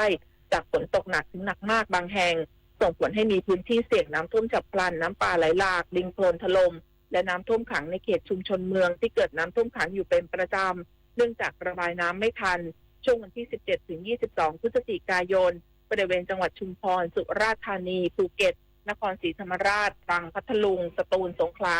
ปัตตานียะลาและนราธิวาสพร้อมเฝ้าระวังอ่างเก็บน้ำขนาดกลางและเล็กที่มีปริมาณน้ำมากกว่า80%ของความจุเก็บกักอ่างเก็บน้ำที่มีสถิติปริมาณน้ำไหลเข้าอ่างเก็บน้ำมากกว่าความจุเก็บกักที่มีความเสี่ยงน้ำล้นอ่างเก็บน้ำและส่งผลกระทบให้น้ำท่วมบริเวณด้านท้ายน้ำทั้งนี้ขอให้หน่วยงานที่เกี่ยวข้องติดตามสภาพอากาศและสถานการณ์น้ำต่อเนื่องโดยเฉพาะพื้นที่ที่มีฝนตกสะสมมากกว่า90มิลลิเมตรในช่วงเวลา24ชั่วโมงและพื้นที่จุดเสี่ยงที่เคยเกิดน้ำท่วมอยู่เป็นประจำควบคู่กับตรวจสอบซ่อมแซมแนวคันบริเวณริมแม่น้ำและเร่งกำจัดสิ่งกีดขวางทางน้ำพร้อมวางแผนการบริหารจัดการน้ำให้เหมาะสมปิยาพันธ์ยังเทียนรายงานสถานีอุตุนิยมวิทยานราธิวาสแจ้งเตือนประชาชนฝนตกหนักถึงหนักมากช่วง 1-2 วันนี้ขอให้ประชาชนในพื้นที่ภาคใต้9จังหวัดเฝ้าระวังสถานการณ์อุทกภัยในระยะนี้นายเราะมันคารโอราสมันนีผู้อำนวยการสถานีอุตุนิยมวิทยานราธิวาสเปิดเผยว่าศูนย์อุตุนิยมวิทยาภาคใต้ฝั่งตะวันออกได้ออกประกาศเตือนเรื่องฝนตกหนักถึงหนักมากบริเวณภาคใต้ฝั่งตะวันออกและคลื่นลมแรงบริเวณอ่าวไทยในช่วงวันที่ 17-23 พฤศจิกายน 2568 เนื่องจากร่องมรสุมจะพาดผ่านบริเวณภาคใต้ ประกอบกับมรสุมตะวันออกเฉียงเหนือที่พัดปกคลุมอ่าวไทยภาคใต้และทะเลอันดามันจะมีกำลังแรงขึ้นทำให้บริเวณภาคใต้ฝั่งตะวันออกมีฝนตกหนักหลายพื้นที่และมีฝนหนักมากบางแห่งดังนี้ช่วงวันที่ 17 ถึง 19 พฤศจิกายนบริเวณจังหวัดประจวบคีรีขันธ์ชุมพรสุราษฎร์ธานีและนครศรีธรรมราชส่วนช่วงวันที่ 19 ถึง 23 พฤศจิกายนบริเวณจังหวัดสุราษฎร์ธานีนครศรีธรรมราชพัทลุงสงขลาปัตตานียะลาและนราธิวาสโดยขอให้ประชาชนระวังอันตรายที่เกิดจากฝนตกหนักถึงหนักมากและลมกระโชกแรงซึ่งอาจทำให้พื้นที่เสี่ยงภัยเกิดน้ำท่วมฉับพลัน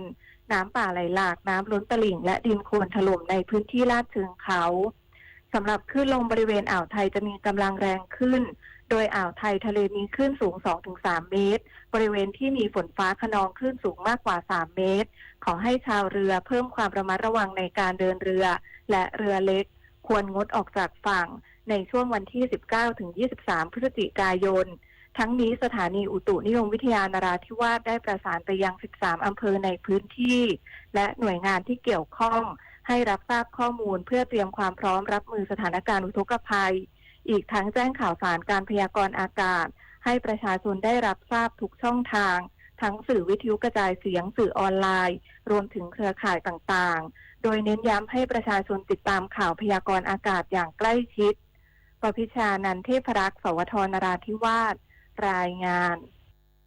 จังหวัดยะลาสั่งทุกหน่วยงานเตรียมพร้อมรับมือน้ำท่วมช่วงวันที่ 17 ถึง 23 พฤศจิกายน 2568 หลังอุตุนิยมวิทยาออกประกาศเตือนฝนตกหนักในภาคใต้นายมูฮัมหมัดสันติพิมุกรองผู้ว่าราชการจังหวัดยะลาเปิดเผยว่ากองอำนวยการป้องกันและบรรเทาสาธารณภัยจังหวัดยะลาได้แจ้งเตือนไปยังหน่วยงานที่เกี่ยวข้องในพื้นที่จังหวัดยะลาเตรียมความพร้อมรับมือสถานการณ์อุทกภัยที่อาจเกิดขึ้นในช่วงระหว่างวันที่ 17 ถึง 23 พฤศจิกายนนี้ภายหลังจากที่สำนักงานทรัพยากรน้ำแห่งชาติหรือสทนช.ได้ติดตามการคาดการณ์สภาพอากาศพบว่ามรสุมตะวันออกเฉียงเหนือกำลังค่อนข้างแรงพัดปกคลุมอ่าวไทยและภาคใต้ตอนบนประกอบกับจะมีคลื่นกระแสลมฝ่ายตะวันออกเคลื่อนเข้าปกคลุมภาคใต้ส่งผลให้มีฝนตกหนักถึงหนักมากบางแห่งในพื้นที่ภาคใต้โดยเฉพาะพื้นที่เสี่ยงของจังหวัดยะลาประกอบด้วยพื้นที่เสี่ยงน้ำป่าไหลหลากดินโคลนถล่มบริเวณอำเภอเบตงอำเภอทานโตอำเภอบานังสตาอำเภอกาบังอำเภอกรงปีนังและอำเภอยะหาพื้นที่ระดับน้ำอาจเพิ่มขึ้นอย่างฉับพลันและน้ำท่วมขังอำเภอเมืองยะลาอำเภอรามันและอำเภอยะหาดังนั้นเพื่อเป็นการเตรียมความพร้อมรับมือได้ขอให้หน่วยงานที่เกี่ยวข้องติดตามสภาพอากาศและสถานการณ์น้ำอย่างต่อเนื่องโดยเฉพาะพื้นที่ที่มีฝนตกสะสมมากกว่า90มิลลิเมตรในช่วงเวลา24ชั่วโมงและพื้นที่จุดเสี่ยงที่เกิดน้ำท่วมอยู่เป็นประจำติดตามตรวจสอบซ่อมแซมแนวคันบริเวณริมแม่น้ำและเร่งกำจัดสิ่งกีดขวางทางน้ำพร้อมวางแผนการบริหารจัดการน้ำให้เหมาะสมปรับการบริหารจัดการน้ำในแหล่งกักเก็บน้ำขนาดใหญ่ขนาดกลางขนาดเล็กน้ำในลำน้ำรวมถึงเขื่อนระบายน้ำและประตูระบายน้ำให้สอดคล้องกันตั้งแต่ต้นน้ำถึงปลายน้ำและอิทธิพลของการขึ้นลงของน้ำทะเลโดยการเร่งระบายและพร่องน้ำรองรับสถานการณ์ฝนที่คาดว่าจะตกหนักนอกจากนี้เตรียมแผนรับสถานการณ์น้ำหลากเตรียมความพร้อมบุคลากรเครื่องจักรเครื่องมือกำจัดสิ่งกีดขวางทางน้ำล็อกท่อระบายน้ำและบูรณาการความพร้อมเพื่อสามารถให้ความช่วยเหลือได้ทันทีประชาสัมพันธ์สถานการณ์น้ำและแจ้งเตือนล่วงหน้าให้ประชาชนที่คาดว่าจะได้รับผลกระทบเตรียมความพร้อมในการอพยพได้ทันท่วงทีหากเกิดสถานการณ์อัมรันเมหะสวทยะลารายงานประกันสังคมย้ำสิทธิ์เงินว่างงานเหตุสุดวิสัยช่วยผู้ประกันตนได้รับผลกระทบจากภัยธรรมชาตินางสาวกาญจนาภูลแก้วผู้ตรวจราชการกระทรวงแรงงานรักษาราชการแทนเลขาธิการสำนักงานประกันสังคมเปิดเผยว่าจากสถานการณ์อุทกภัยที่กระทบหลายพื้นที่ทำให้ผู้ประกันตนจำนวนมากไม่สามารถทำงานได้และบางสถานประกอบกิจการต้องหยุดกิจการชั่วคราวซึ่งประกันสังคมพร้อมดูแลและคุ้มครองสิทธิประโยชน์กรณีว่างงานเนื่องจากเหตุสุดวิสัย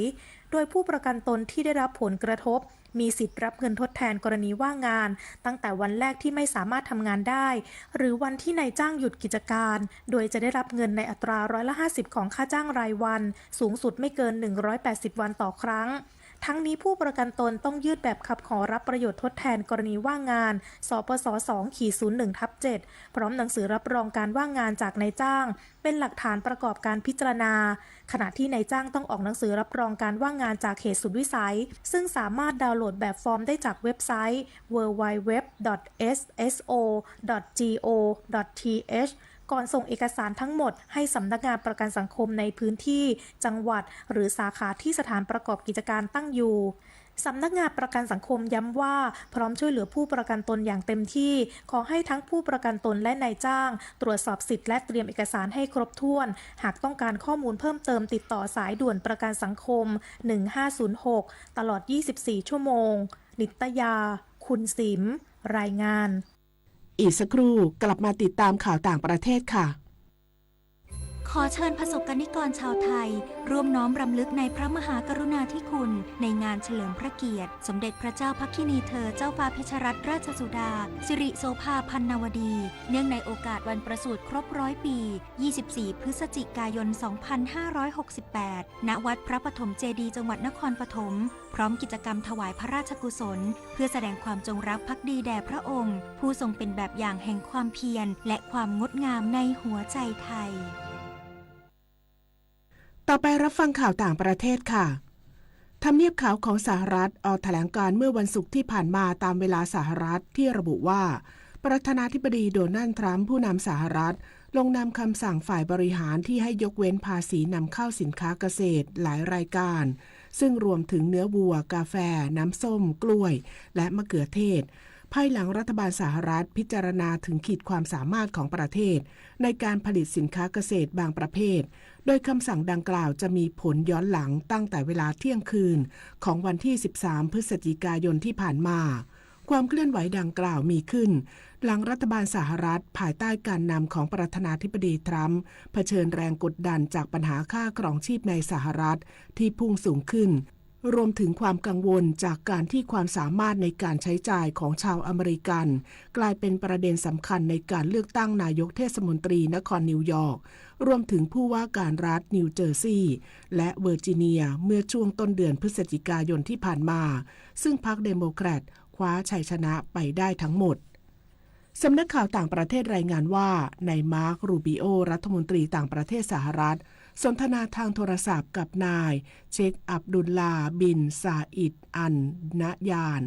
รัฐมนตรีต่างประเทศสหรัฐอาหรับเอมิเรตส์เมื่อวันศุกร์ที่ผ่านมาโดยนายรูบิโอเน้นย้ำถึงความสำคัญของการบรรลุข้อตกลงหยุดยิงเพื่อมนุษยธรรมในซูดานความเคลื่อนไหวดังกล่าวมีขึ้นเพียงไม่กี่วันหลังนายรูบิโอออกมาเรียกร้องให้ตัดการส่งอาวุธยุทโธปกรณ์ให้แก่กองกำลังสนับสนุนเคลื่อนที่เร็วหรือRSF ของซูดานซึ่งสู้รบกับกองทัพซูดานตั้งแต่เดือนเมษายนปี 2566 จนทำให้มีผู้เสียชีวิตมากกว่า 150,000 รายและประชาชนอีกกว่า 12.5 คนต้องกลายเป็นผู้พลัดถิ่นด้านกองทัพซูดานกล่าวหาว่าสหรัฐอาหรับเอมิเรตส์เป็นผู้จัดหาอาวุธยุทโธปกรณ์ให้แก่กองกำลัง RSFอย่างไรก็ตามทูตสหรัฐอาหรับเอมิเรตส์ประจำสหประชาชาติปฏิเสธข้อกล่าวหาดังกล่าวพร้อมเน้นย้ำว่าสหรัฐอาหรับเอมิเรตส์ไม่ให้การสนับสนุนทุกรูปแบบแก่ฝ่ายใดก็ตามในสงครามประธานาธิบดีเฟอร์ดินานด์ มาโกส จูเนียร์ผู้นำฟิลิปปินส์ซึ่งจะดำรงตำแหน่งประธานสมาคมประชาชาติแห่งเอเชียตะวันออกเฉียงใต้หรืออาเซียนประจำปี 2569 กล่าวระหว่างพิธีเปิดการประชุมรัฐมนตรียุติธรรมอาเซียนครั้งที่ 13 ที่กรุงมะนิลาเมืองหลวงของฟิลิปปินส์เมื่อวันที่ 14 พฤศจิกายนที่ผ่านมาโดยเรียกร้องให้รัฐมนตรียุติธรรมของชาติสมาชิกอาเซียนยกระดับความร่วมมือในการปราบปรามอาชญากรรมทางไซเบอร์และแก้ไขปัญหาการใช้ปัญญาประดิษฐ์หรือ AI เพื่อรับประกันว่ากฎหมายของชาติสมาชิกอาเซียนจะสามารถกำกับดูแลพื้นที่ดิจิทัลได้อย่างยุติธรรมและปลอดภัยทั้งนี้การประชุมรัฐมนตรีด้านกฎหมายของประเทศสมาชิกอาเซียนจัดขึ้นครั้งแรกในปี 2529 เพื่อเป็นเวทีสำคัญสำหรับเลขาธิการกระทรวงยุติธรรมรัฐมนตรีว่าการกระทรวงยุติธรรมและอัยการสูงสุดของประเทศสมาชิกอาเซียนในการสนับสนุนความร่วมมือทางกฎหมายและส่งเสริมหลักนิติธรรม สื่อท้องถิ่นเวียดนามรายงานโดยอ้างการเปิดเผยของรองผู้อำนวยการสำนักงานการท่องเที่ยวกรุงฮานอยเมืองหลวงของเวียดนามที่ระบุว่ากรุงฮานอยต้อนรับผู้มาเยือนมากกว่า 28,220,000 คน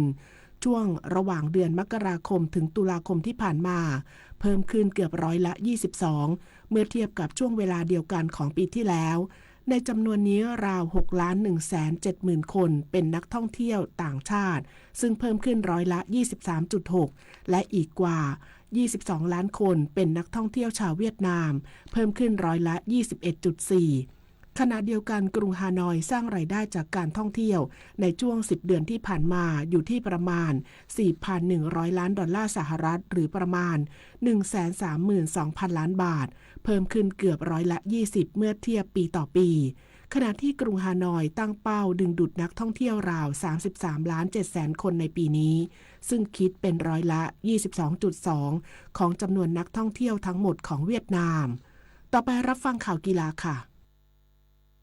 ศึกแบดมินตัน World Tour Super 500 คุมาโมโตะมาสเตอร์เจแปนที่ประเทศญี่ปุ่นรอบก่อนรองชนะเลิศคู่ผสมเดชาพลพัววรานุเคราะห์กับสุพิศราเพียรสามพรานแชมป์เก่าคู่มืออันดับ3ของโลกและมือวางอันดับ1ของรายการช่วยกันเล่นได้อย่างยอดเยี่ยมตบเอาชนะเพื่อนทีมชาติภูวนัท หอบรรลือกิจกับเบญญาภาเอี่ยมสะอาด 2-0 เกม 21-12 21-17 เดชาพลกับสุพิศราผ่านเข้ารอบรองชนะเลิศไปพบกับอากิระโคกะกับมิซากิ มัตสึโตโมะคู่จากญี่ปุ่นด้านหญิงเดี่ยวรัชนก อินทนนท์มืออันดับ9ของโลกและมือวางอันดับ3ของรายการตบเอาชนะหวังหลิงชิงมืออันดับ63ของโลกจากมาเลเซีย 2-0 เกม 21-17 21-9 รัชนกผ่านเข้ารอบรองชนะเลิศไปพบกับโนโซมิ โอกุฮาระมืออันดับ32ของโลกจากญี่ปุ่นขณะที่ชายเดี่ยวพนิชพล เทียรัตน์สกุลแพ้ให้กับเคนตะ นิชิโมโตะมืออันดับ13ของโลกจากญี่ปุ่น 0-2 เกม15-21 และ 14-21 หยุดแค่รอบ8คนการแข่งขันกีฬามวยไทย MSC Championship 2025 โซนภาคตะวันออกเฉียงเหนือที่โดมอเนกประสงค์เทศบาลอุดรธานีจังหวัดอุดรธานีนายสมชายภูลสวัสดิ์ประธานคณะทำงานจัดการแข่งขันเป็นประธานเปิดการแข่งขันโดยผลรอบแรกมวยชายรุ่นน้ำหนัก126 ปอนด์รักแสนสุขศิริลักษณ์มวยไทยชนะน็อกเพชรตะวันอนิตยาพรยกที่2สันเก่งเล็กสิทธิพนันเชิงชนะคะแนนเพชรอุดรสโสพลยอดชนะศึกลูกกันทละแพ้คะแนนเพชรมณีแสงพิชิตมวยไทยซาไกเสียโอคาเซ็นเตอร์แพ้คะแนนพลอยทวีศักดิ์เหน่งทรัพย์ใหญ่ส่วนมวยหญิงรุ่นน้ำหนัก118 ปอนด์น้ำเพชรเกียรติเมืองปรางแพ้คะแนนเพชรสามารถสออูดดี้ยิมไอด้าโรงเรียนหนองบัวและเหววิทย์แพ้น็อกกะทิสิทธิพุทธซ้อนยกที่1เยลลี่มอราชภัฏโคราชชนะน็อกประกายดาวสโสพลยกที่1และกุหลาบขาวสศักดิ์สมชายชนะคะแนนกำไรหยกชมวยไทยแฟนมวยไทยติดตามการแข่งขันและชมการถ่ายทอดสดได้ทาง Facebook MSC Championship 2025 เทนนิสรายการใหญ่นิโตะ ATP Final 2025 ที่เมืองตูรินประเทศอิตาลีในรอบแบ่งกลุ่มชายเดี่ยวกลุ่มจิมมี่คอนเนอร์แมตช์สุดท้ายคาร์ลอส อัลคาลาสมืออันดับ1ของโลกจากสเปนซึ่งชนะมาแล้ว2แมตช์มาเอาชนะลอเรนโซ มูเซตติมืออันดับ9ของโลกจากอิตาลี 2-0 เซต 6-4 และ 6-1 ส่งผลให้คาร์ลอส อัลคาลาสเก็บชัยชนะในรอบแบ่งกลุ่มได้3แมตช์รวดผ่านเข้าสู่รอบรองชนะเลิศในฐานะอันดับ1ของกลุ่มได้สำเร็จนอกจากนี้อัลคาลาสยังการันตีขึ้นเป็นมือ1ของโลกอย่างเป็นทางการในช่วงสิ้นปีถือเป็นสมัยที่2ต่อจากปี 2022 ส่วนผลอีกคู่อเล็กเดอร์มินอร์มืออันดับ7ของโลกจากออสเตรเลียชนะเทย์เลอร์ฟริตมืออันดับ7ของโลกจากสหรัฐอเมริกา 2-0 เซต 7-6 ไทยเบรก 7-3 และ 6-3 ส่งผลให้เดอร์มินอร์ผ่านเข้ารอบรองชนะเลิศในฐานะอันดับ2ของกลุ่มต่อไปเทนนิสนานาชาติ Qualcomm and CCAU Industry 4.0 ITF โปรเทนนิสทัวร์ 2025 ที่อารีนาหัวหินจังหวัดประจวบคีรีขันธ์ในรอบก่อนรองชนะเลิศหญิงเดี่ยวพัชรินทร์ชีพชานเดชมืออันดับ1ของรายการต้องออกแรงหัวถึง2ชั่วโมงก็จะเอาชนะหวังเจี้ยอี้มืออันดับ5จากจีน 6-3 และ 7-6 ไทยเบรก 7-2 ผ่านเข้ารอบรองชนะเลิศไปเจอกับอัญชิสาฉันทะมืออันดับ3ของรายการที่หัวชนะเพียงทานผลิพืชมือ8ของรายการ 2-0 เซต 7-5 และ 6-4 แอนโทนี ฮัสสันหัวหน้าผู้ฝึกสอนฟุตบอลชายทีมชาติไทยเรียกตัววาริศชูทองแบ็คขวาจากสโมสรบีจีปทุมยูไนเต็ดเข้ามาแทนที่สุภชัยใจเด็ดที่มีอาการบาดเจ็บจากการลงเล่นทีมชาตินัดล่าสุดที่ทีมชาติไทยเอาชนะสิงคโปร์3-2 สำหรับทีมฟุตบอลชายทีมชาติไทยชุดใหญ่ จะซ้อมอีกครั้งที่ประเทศไทยก่อนเดินทางไปประเทศศรีลังกาในวันนี้เวลา 20:05 น.เตรียมแข่งขันกับทีมชาติศรีลังกาทีมอันดับ 193 ของโลกในการแข่งขันฟุตบอลเอเชียนคัพ 2027 รอบคัดเลือกกลุ่มดีที่โคลอมโบเรสคอร์สสเตเดียมประเทศศรีลังกาในวันที่ 18 พฤศจิกายนเวลา 17:15 น.ถ่ายทอดสดทางไทยรัฐทีวี 32 ทัพช้างศึกหนุ่มทีมฟุตบอลชายทีมชาติไทยชุดซีเกมซึ่งอยู่ในกลุ่ม A ร่วมกับกัมพูชาและตีมอร์เลสเต้ล่าสุดมีโปรแกรมแข่งขันที่สนามราชมังคลากีฬาสถานวันที่ 3 ธันวาคมเวลา 19 นาฬิกาไทยพบกับตีมอร์เลสเต้และวันที่ 10 ธันวาคมไทยพบกับกัมพูชาเวลา 19 นาฬิกาเช่นกันส่วนการแข่งขันรอบรองชนะเลิศและชิงชนะเลิศจะแข่งขันที่สนามราชมังคลากีฬาสถานวันที่ 15 และ 18 ธันวาคมตามลำดับนายอัจฉกร ศิริรัตน์ ทยากรรัฐมนตรีว่าการกระทรวงการท่องเที่ยวและกีฬาเดินทางไปติดตามการเก็บตัวฝึกซ้อมของนักกีฬาทีมชาติไทยและทดสอบสนามแข่งขันกีฬาซีเกมครั้งที่ 33 ที่จังหวัดชลบุรีเริ่มจากกีฬาเรือใบที่ศูนย์สมุทรกีฬาอ่าวดงตาลอำเภอสัตหีบและโอเชียนมารีนายอทคลับอำเภอสัตหีบจากนั้นไปสำรวจความพร้อมของสนามแข่งขันฟุตบอลหญิงที่ชลบุรีสเตเดียมอำเภอเมืองชลบุรีมหาวิทยาลัยการกีฬาแห่งชาติวิทยาเขตชลบุรีซึ่งจะใช้จัดการแข่งขันฟลอร์บอลฟุตบอลหญิงและฮอกกี้กลางแจ้งและโรงเรียนกีฬาจังหวัดชลบุรีซึ่งจะใช้จัดการแข่งขันเทคบอลและยกน้ำหนักรัฐมนตรีว่าการกระทรวงการท่องเที่ยวและกีฬาเปิดเผยว่าศูนย์สมุทรกีฬาที่ใช้จัดแข่งขันกีฬาเรือใบมีความพร้อมโดยมีการแข่งขันปรีซีเกมเป็นการทดสอบระบบและได้ปรับปรุงอาคารเพื่อรองรับซีเกมเช่นเดียวกับโอเชียนมารีนายอทคลับจากการที่ได้พูดคุยกับนายกสมาคมกีฬาแข่งเรือใบแห่งประเทศไทยและคณะทำงานแล้วมีความมั่นใจว่ามีความพร้อมที่จะจัดได้ตามมาตรฐานสากลสำหรับซีเกมครั้งนี้สมเด็จพระนางเจ้าพระบรมราชินีทรงเข้าร่วมการแข่งขันกีฬาเรือใบด้วยซึ่งพระองค์ทรงมีพระอัจฉริยภาพและเป็นนักกีฬาลำดับต้นๆของประเทศซึ่งทุกคนจะติดตามเชียร์พระองค์ท่านในฐานะที่ทรงเป็นนักกีฬาระดับโลกด้วยความภาคภูมิใจผู้แทนทีมถ่ายทอดสดจากชาติอาเซียนร่วมประชุมเตรียมความพร้อมศูนย์ถ่ายทอดสดกีฬาซีเกม 2025 ที่ประเทศไทยเพื่อเตรียมข้อมูลสำหรับการถ่ายทอดสดศึกซีเกมไปให้แฟนกีฬาชาติของตนเองได้รับชมโดยซีเกมครั้งนี้เตรียมถ่ายทอดสด 31 ชนิดกีฬาซึ่งนับว่ามากที่สุดตั้งแต่เคยมีการถ่ายทอดสดกีฬาซีเกมด้านกัมพูชาลาวและตีมอร์เลสเต้เป็น3ชาติอาเซียนที่ยังไม่ยื่นความประสงค์จะถ่ายทอดสดกีฬาซีเกมหนนี้สำหรับประเทศไทยจะถ่ายทอดสดกีฬาซีเกมผ่านทางสถานีโทรทัศน์แห่งประเทศไทย NBT โดยจะเป็นแม่ข่ายร่วมกับสถานีโทรทัศน์เพื่อการท่องเที่ยวและกีฬา T-Sport 7 ขณะที่ True Vision Now เป็นหนึ่งเดียวในไทยที่ได้รับสิทธิ์แพลตฟอร์มให้บริการสื่อผ่านอินเทอร์เน็ตอาทิสมาร์ทโฟนแท็บเล็ตสมาร์ททีวีหรือกล่อง True ID ซึ่งทาง True Vision Now จะเริ่มการถ่ายทอดสดตั้งแต่พิธีวิ่งครบเพลิงซีเกมเช้าวันอาทิตย์ที่ 16 พฤศจิกายนนี้ก้องสมเกียรติจันทรายอดนักบิดชาวไทยจากโครงการ Honda Race to the Dream เจ้าของรถแข่ง Honda RC 213V หมายเลข 35 จาก Idemitsu Honda LCR พร้อมเต็มร้อยเพื่อลุยศึก MotoGP 2025 สนามสุดท้ายรายการบาเลนเซียกลางปีระหว่างวันที่ 14-16 พฤศจิกายนนี้ที่เซอร์กิตริคาร์โด ตอโมเมืองบาเลนเซียประเทศสเปนโดยที่ผ่านมาสมเกียรติจันทราต่อสู้บนสนามแข่งขันร่วมกับสุดยอดนักบิดแถวหน้าของโลกเก็บมาได้7แต้มจาก21สนามและมุ่งมั่นอย่างมากที่จะคว้าแต้มในสนามสุดท้ายของฤดูกาลให้ได้พิจิตร กาญจนกุลรายงานคนละครึ่ง plus รู้ไหมใช้อะไรได้บ้างใช้ซื้อสินค้าอาหารเครื่องดื่มบริการนวดสปาทำเล็บทำผมขนส่งสาธารณะแต่เดี๋ยวก่อนถ้าจะนำไปใช้ซื้อสลากกินแบ่งรัฐบาลเครื่องดื่มแอลกอฮอล์ผลิตภัณฑ์ยาสูบบัตรกำนันบัตรเงินสดแบบนี้ไม่ได้นะครับที่สำคัญต้องจ่ายตามจริงห้ามทอนเป็นเงินสดห้ามรับแลกสินค้าหรือบริการคืนเป็นเงินสดนะคะดูรายละเอียดเพิ่มเติมได้ที่ www.konlakringplus.com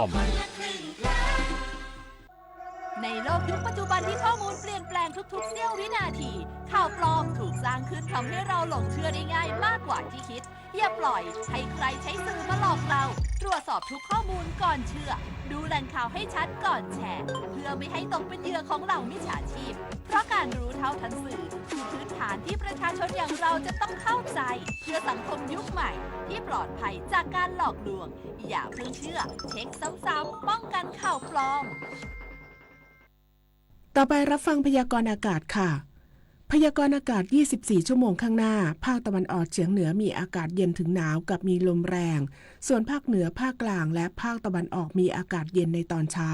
เนื่องจากบริเวณความกดอากาศสูงหรือมวลอากาศเย็นกำลังปานกลางจากประเทศจีนปกคลุมบริเวณประเทศไทยตอนบนขอให้ประชาชนในบริเวณดังกล่าวดูแลรักษาสุขภาพเนื่องจากสภาพอากาศที่หนาวเย็นลงไว้ด้วยสำหรับภาคใต้มีฝนฟ้าคะนองบางแห่งส่วนคลื่นลมบริเวณอ่าวไทยตอนบนและห่างฝั่งของทะเลอันดามันมีกำลังปานกลางโดยมีคลื่นสูง 1-2 เมตรบริเวณที่มีฝนฟ้าคะนองคลื่นสูงมากกว่า2เมตรเนื่องจากมรสุมตะวันออกเฉียงเหนือพัดปกคลุมอ่าวไทยภาคใต้และทะเลอันดามันขอให้ชาวเรือบริเวณอ่าวไทยและทะเลอันดามันเดินเรือด้วยความระมัดระวังและหลีกเลี่ยงการเดินเรือในบริเวณที่มีฝนฟ้าคะนองพยากรณ์อากาศตั้งแต่เที่ยงวันนี้จนถึงเที่ยงวันพรุ่งนี้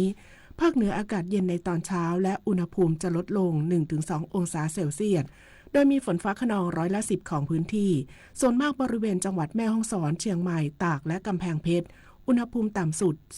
19-22 องศาเซลเซียสบริเวณยอดดอยอากาศหนาวถึงหนาวจัดอุณหภูมิต่ำสุด 6-14 องศาเซลเซียสภาคตะวันออกเฉียงเหนืออากาศเย็นในตอนเช้ากับมีลมแรงอุณหภูมิต่ำสุด 15-19 องศาเซลเซียสบริเวณยอดภูอากาศหนาวอุณหภูมิต่ำสุด 11-15 องศาเซลเซียสภาคกลางอากาศเย็นในตอนเช้าอุณหภูมิต่ำสุด 20-22 องศาเซลเซียสภาคตะวันออกอากาศเย็นในตอนเช้าอุณหภูมิต่ำสุด 19-23 องศาเซลเซียสลมตะวันออกเฉียงเหนือความเร็ว 15-35 กิโลเมตรต่อชั่วโมงทะเลมีคลื่นสูงประมาณ1เมตรห่างฝั่งคลื่นสูง 1-2 เมตรภาคใต้ฝั่งตะวันออกมีฝนฟ้าคะนอง30%ของพื้นที่ส่วนมากบริเวณจังหวัดนครศรีธรรมราชพัทลุงและสงขลาอุณหภูมิต่ำสุด 22-24 องศาเซลเซียสตั้งแต่จังหวัดสุราษฎร์ธานีขึ้นมาลมตะวันออกเฉียงเหนือความเร็ว 15-35 กิโลเมตรต่อชั่วโมงทะเลมีคลื่นสูง 1-2 เมตรบริเวณที่มีฝนฟ้าคะนองคลื่นสูงมากกว่า2เมตรตั้งแต่จังหวัดนครศรีธรรมราชลงไปลมแปรปรวนความเร็ว 15-30 กิโลเมตรต่อชั่วโมงทะเลมีคลื่นสูงประมาณ1เมตรบริเวณที่มีฝนฟ้าคะนองคลื่นสูงมากกว่า2เมตรภาคใต้ฝั่งตะวันตกมีฝนฟ้าคะนอง60%ของพื้นที่ส่วนมากบริเวณจังหวัดภูเก็ตกระบี่ตรังและสตูลอุณหภูมิต่ำสุด 23-24 องศาเซลเซียสตั้งแต่จังหวัดกระบี่ขึ้นมาลมตะวันออกความเร็ว 15-35 กิโลเมตรต่อชั่วโมงทะเลมีคลื่นสูงประมาณ1เมตรห่างฝั่งคลื่นสูง 1-2 เมตรบริเวณที่มีฝนฟ้าคะนองคลื่นสูงมากกว่า2เมตรตั้งแต่จังหวัดตรังลงไปลมแปรปรวนความเร็ว 15-30 กิโลเมตรต่อชั่วโมงทะเลมีคลื่นสูงประมาณ1เมตรห่างฝั่งคลื่นสูงมากกว่า1เมตรบริเวณที่มีฝนฟ้าคะนองคลื่นสูงมากกว่า2เมตรกรุงเทพมหานครและปริมณฑลอากาศเย็นในตอนเช้าอุณหภูมิต่ำสุด 21-22 องศาเซลเซียสสภาวะระดับน้ำในแม่น้ำเจ้าพระยาที่หน้ากองบัญชาการกองทัพเรือคำนวณโดยกรมอุทกศาสตร์กองทัพเรือวันพรุ่งนี้น้ำขึ้นเต็มที่เวลา 3:45 นาทีสูงกว่าระดับทะเลปานกลาง1เมตร11เซนติเมตรและเวลา 15:37 นาทีสูงกว่าระดับทะเลปานกลาง1เมตร94เซนติเมตรน้ำลงเต็มที่เวลา 8:21 นาทีสูงกว่าระดับทะเลปานกลาง1เมตร9เซนติเมตรและเวลา 23:48 นาทีสูงกว่าระดับทะเลปานกลาง85เซนติเมตรวันนี้ที่ประภาคารกาญจนาภิเษกแหลมพรหมเทพจังหวัดภูเก็ตดวงอาทิตย์ตกเวลา 18:04 นาทีกรุงเทพมหานครดวงอาทิตย์ตกเวลา 17:47 นาทีต่อไปรับฟังข่าวบริการค่ะศูนย์บริการโลหิตแห่งชาติสภากาชาติไทยขอเชิญชวนเยาวชนคนรุ่นใหม่และประชาชนทั่วไปบริจาคโลหิตช่วยชีวิตเพื่อนมนุษย์ตามโครงการ Blood Connect เลือดเชื่อมชีวิตให้ทุกชีวิตได้ไปต่อติดต่อบริจาคได้ที่ศูนย์บริการโลหิตแห่งชาติสภากาชาติไทยถนนอังรีดูนังภาคบริการโลหิตแห่งชาติทั้ง12แห่งหน่วยรับบริการโลหิตประจำที่7แห่งและโรงพยาบาลสาขาบริการโลหิตแห่งชาติทั่วประเทศสอบถามรายละเอียดได้ที่022639600-99 ต่อ 1150คณะแพทยศาสตร์โรงพยาบาลศิริราชรามาธิบดีและจุฬาลงกรณ์ขอเชิญผู้มีจิตศรัทธาสนับสนุนโครงการเฉลิมพระเกียรติสมเด็จพระกนิษฐาธิราชเจ้ากรมสมเด็จพระเทพรัตนราชสุดาสยามบรมราชกุมารีเนื่องในโอกาสที่ทรงเจริญพระชนมายุ70พรรษา2เมษายน2568ผ่านกิจกรรมออกหน่วยแพทย์ผ่าตัดต้อกระจก70ราย2กล้องตรวจทางเดินอาหาร200ราย ผ่าตัดเปลี่ยนข้อเข่าเทียม65รายเริ่มต้นที่โรงพยาบาลอุทัยธานีจังหวัดอุทัยธานีสามารถร่วมบริจาคได้ที่สิริราชมูลนิธิรามาธิบดีและสภากาชาดไทยสำนักงานศาลปกครองรับสมัครบุคคลเพื่อเลือกสรรเป็นพนักงานราชการสำนักงานศาลปกครองทั่วไปตำแหน่งเลขานุการประจำองค์คณะและเจ้าหน้าที่ศาลปกครองรวม6อัตราผู้สนใจสมัครได้ทางอินเทอร์เน็ตที่เว็บไซต์ admitcord.thaijobjob.com ตั้งแต่บัดนี้ถึง17พฤศจิกายน2568ตลอด24ชั่วโมงไม่เว้นวันหยุดราชการยกเว้นวันที่17พฤศจิกายน2568ระบบจะปิดรับสมัครเวลา 16:30 น.มหาวิทยาลัยเทคโนโลยีสุวรรณภูมิรับสมัครบุคคลเพื่อสรรหาและเลือกสรรเป็นพนักงานมหาวิทยาลัยตำแหน่งอาจารย์สาขาวิชาเทคนิคศึกษาสาขาวิชาวิศวกรรมคอมพิวเตอร์สาขาวิศวกรไฟฟ้าสาขาวิทยาศาสตร์สุขภาพรวม5อัตรารับสมัครทางอินเทอร์เน็ตที่เว็บไซต์ rmutsb.thaijobjob.com ตั้งแต่บัดนี้ถึง16พฤศจิกายน2568กรมวิชาการเกษตรรับสมัครสอบแข่งขันเพื่อบรรจุและแต่งตั้งบุคคลเข้ารับราชการในตำแหน่งเจ้าพนักงานการเกษตรปฏิบัติงานเจ้าพนักงานธุรการปฏิบัติงานเจ้าพนักงานการเงินและบัญชีปฏิบัติงานเจ้าพนักงานพัสดุปฏิบัติงานนายช่างเครื่องกลปฏิบัติงานนายช่างสำรวจปฏิบัติงานรวม11อัตราผู้สนใจสมัครทางเว็บไซต์ doa.thaijobjob.com ตั้งแต่บัดนี้ถึง4ธันวาคม2568กองบัญชาการกองทัพไทยเปิดรับสมัครชายไทยสอบคัดเลือกเข้าเป็นทหารกองเกินเข้ารับราชการกองประจำการโดยวิธีร้องขอกรณีพิเศษด้วยระบบออนไลน์ปี2569จำนวน500อัตราตำแหน่งนายทหารประทวนในกองบัญชาการกองทัพไทยตำแหน่งพลขับ45อัตรานายทหารประทวนสังกัดหน่วยบัญชาการทหารพัฒนาตำแหน่งพลประจำรถเกลี่ยรถขุดตัก60อัตรานายทหารประทวนในกองบัญชาการกองทัพไทย100อัตรานักเรียนช่างฝีมือ100นายนักเรียนใน10แผนที่50นายนักเรียนใน10ทหารบกนักเรียนจ่าทหารเรือนักเรียนจ่าทหารอากาศคุณสมบัติต้องเป็นชายสัญชาติไทยอายุระหว่าง18ถึง20ปีและอายุระหว่าง22ถึง29ปีรับสมัครทางออนไลน์ทางเว็บไซต์ rcm.rta.mi.th ตั้งแต่บัดนี้ถึง25มกราคม2569ต่อไปรับฟังบทความประจำวันค่ะบทความประจำวันวันนี้เสนอเรื่องชวนมาออกกำลังกายตามกรุ๊ปเลือดทางเลือกง่ายๆให้ร่างกายฟิตแอนด์เฟิร์มท่านผู้ฟังครับวิธีออกกำลังกายนั้นมีมากมายภายใต้จุดมุ่งหมายเดียวกันคือให้ร่างกายแข็งแรงในวันนี้มีอีกหนึ่งวิธีออกกำลังกายที่น่าสนใจโดยหวังให้ทุกคนมีสุขภาพที่ดีกันทั่วหน้าจึงชวนมาออกกำลังกายตามกรุ๊ปเลือดกันครับกรุ๊ปเลือดคือการจำแนกความแตกต่างของหมู่เลือดแต่ละชนิดเพื่อที่เมื่อถึงเวลาที่เกิดเหตุการณ์ฉุกเฉินหรือจำเป็นจะต้องเข้ารับการรักษาแพทย์จะได้สามารถให้การช่วยเหลือได้ถูกต้องเหมาะสมและทันต่อเวลาขณะเดียวกันกรุ๊ปเลือดที่แตกต่างกันไปแต่ละกรุ๊ปนั้นก็มีผลตอบสนองหรือมีปฏิกิริยาทางเคมีกับสิ่งต่างๆที่ร่างกายทำด้วยไม่ว่าจะเป็นการรับประทานอาหารหรือการออกกำลังกายดังนั้นจากการทำกิจกรรมเดียวกันในเวลาพร้อมๆกันอาจให้ผลลัพธ์ที่แตกต่างกันไปเนื่องจากมีกรุ๊ปเลือดที่แตกต่างกันไปนั่นเองสำหรับกรุ๊ปเลือดแต่ละประเภทจะมีความแตกต่างกันทางโครงสร้างบางประการจึงทำปฏิกิริยากับร่างกายที่แตกต่างกันออกไปการออกกำลังกายก็เช่นเดียวกันหากเลือกให้เหมาะสมกับกรุ๊ปเลือดก็จะช่วยเพิ่มประสิทธิภาพความแข็งแรงให้กับร่างกายได้ซึ่งแนวทางดังกล่าวผู้เชี่ยวชาญด้านธรรมชาติบำบัดและเจ้าของผลงานเขียนเรื่อง Eat Right for Your Thai อย่างดร. เจมส์ ดี อาดาโมมีคำแนะนำที่น่าสนใจดังนี้กรุ๊ปเลือด A นั้นหากมีการใช้แรงหรือต้องออกแรงครั้งละมากๆร่างกายจะผลิตกรดแลคติกและเพิ่มความกระชับให้กับกล้ามเนื้อมากขึ้นแต่ในขณะเดียวกันถ้าต้องใช้แรงมากเพื่อออกกำลังกายหรือทำกิจกรรมใดก็ตามก็จะเป็นการเพิ่มฮอร์โมนคอร์ติซอลหรือฮอร์โมนความเครียดด้วย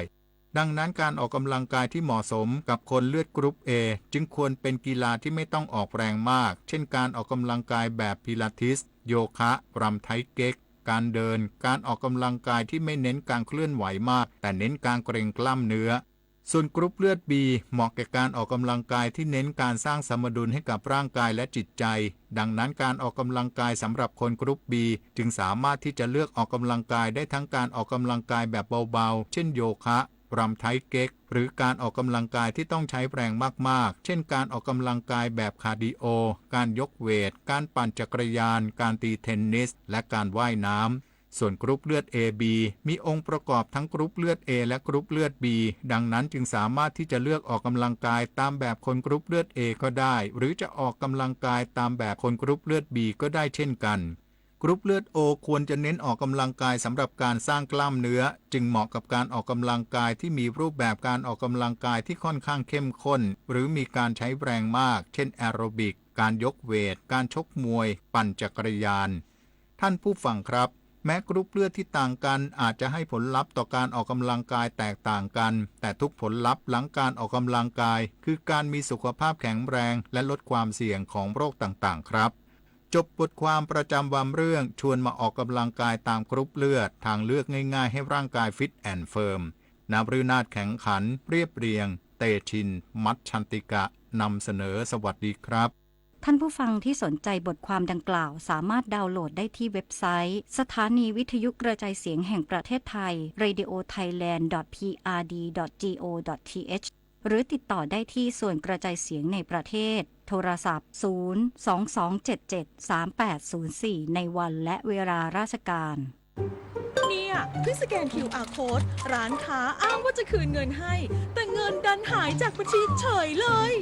นั่นไงมุกใหม่มิจฉาชีพหลอกโอนเงินข้ามประเทศอะไรนะแล้วจะตามเอาเงินคืนได้จากไหนเนี่ยคงยากที่จะได้คืนแล้วล่ะคราวหน้าคราวหลังตรวจสอบบัญชีปลายทางให้ดีถ้าไม่ใช่สกุลเงินบาทไทยเป็นมิจฉาชีพแน่นอนเข้าใจแล้วต่อไปจะไม่สแกนสุ่ม4สุ่ม5อีกแล้วประเทศไทยและคนไทยดำรงอยู่ได้อย่างร่มเย็นเป็นสุขมาถึงทุกวันนี้ชาติศาสนาพระมหากษัตริย์คือ3สถาบันหลักที่ยึดเหนี่ยวจิตใจ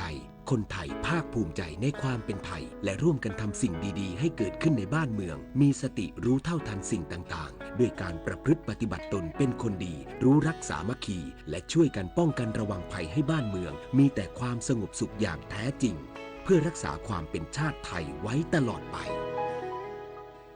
การปฏิบัติราชการนั้นไม่ว่าจะเป็นงานส่วนใดในตำแหน่งหน้าที่ใดก็ล้วนมีผลต่อชาติบ้านเมืองและประชาชนทั้งสิ้นข้าราชการทุกฝ่ายทุกระดับไม่ว่าจะทำการใดจึงต้องคิดให้ดีให้รอบด้านโดยคำนึงถึงผลที่จะเกิดขึ้นทั้งในระยะสั้นระยะยาวเสียก่อนแล้วปฏิบัติงานทุกอย่างให้ถูกต้องเหมาะสมด้วยสติปัญญาความสามารถและใจที่สุจริตเป็นธรรม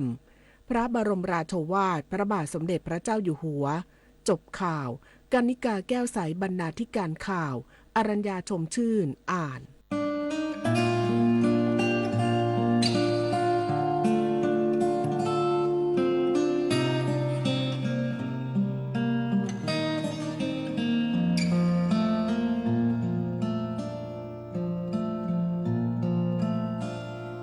จากเส้นไหมที่แสนบอบบางจากเศษฟางเศษใบไม้ธรรมดาได้มีเกียรติมีศักดิ์ศรีได้มีคุณค่าค่าของความเป็นไทยจากชีวิตที่เคยมืดมนจากผู้คนที่ไม่เห็นหนทางไปได้เติบโตยังเข้มแข็งและมีวันนี้ได้เพราะใครถึงไม่ใช่เพราะแม่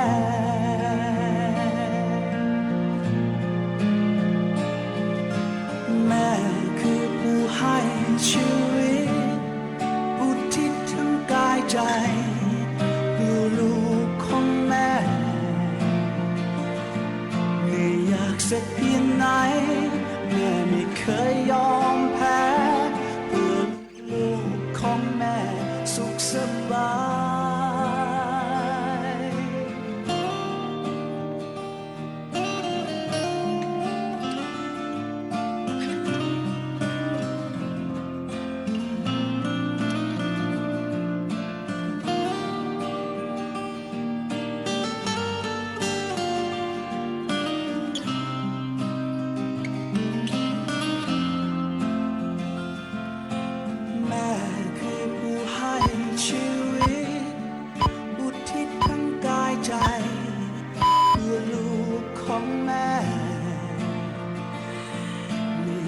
สักเพียงไหนแม่ไม่เคยยอมแพ้เพื่อลูกของแม่สุขสบายแม่ตรากตรำเพื่อเราเรื่อยมาไม่อยากให้แม่ต้องเหนื่อยล้าจนเกินไปจากวันนี้ลูกจะขอดูแลแม่ด้วยหัวใจตลอดไปด้วยรักและภักดี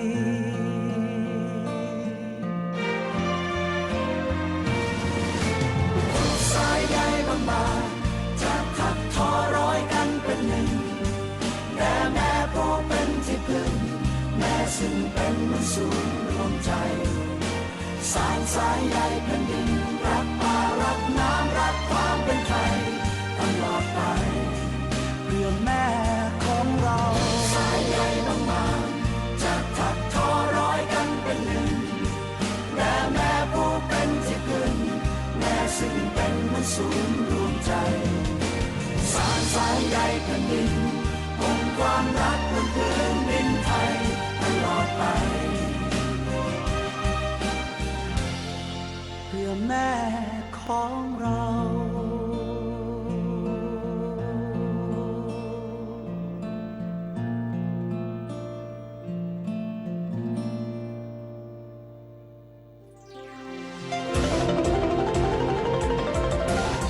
วิทยุแห่งประเทศไทยให้ความรู้กู้ความสุข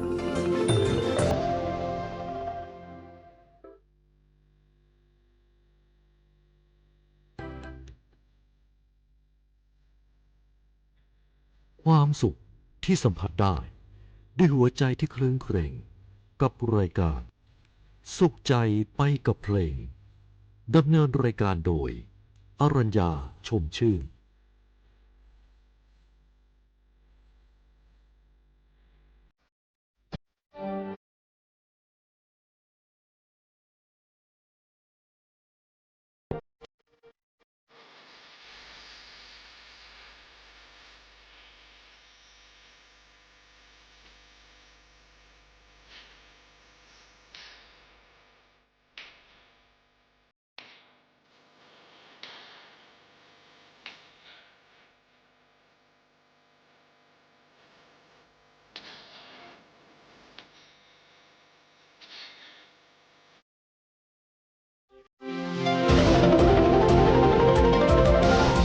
วิทยุแห่งประเทศไทยให้ความรู้กู้ความสุข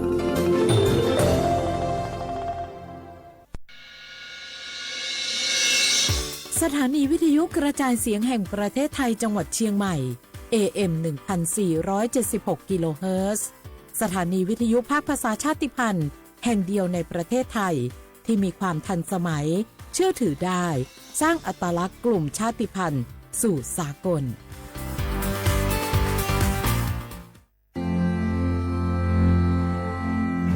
รากฐานสังคมไทยตั้งแต่อดีตจนถึงปัจจุบันเคารพเทิดทูนสถาบันพระมหากษัตริย์เป็นศูนย์รวมจิตใจที่เหนียวแน่นของคนไทยในเวลาที่เกิดวิกฤตทางการเมืองพระบารมีของพระเจ้าอยู่หัวก็ทำให้เกิดความสงบและช่วงที่เกิดวิกฤตเศรษฐกิจปรัชญาเศรษฐกิจพอเพียงของพระเจ้าอยู่หัวรัชกาลที่ 9 พระราชทานให้กับคนไทยก็ทำให้ผู้ที่น้อมนำมาปฏิบัติมีภูมิคุ้มกันและไม่เกิดความเสียหายพระปฐมบรมราชโองการของพระเจ้าอยู่หัวรัชกาลที่ 10เราจะสืบสานรักษาและต่อยอดและครองแผ่นดินโดยธรรมเพื่อประโยชน์สุขแห่งอาณาราษฎรตลอดไปพระมหากษัตริย์ไทยทุกพระองค์ทรงห่วงใยราชเสมอสถาบันพระมหากษัตริย์ไทยศูนย์รวมใจไทยทั้งชาติ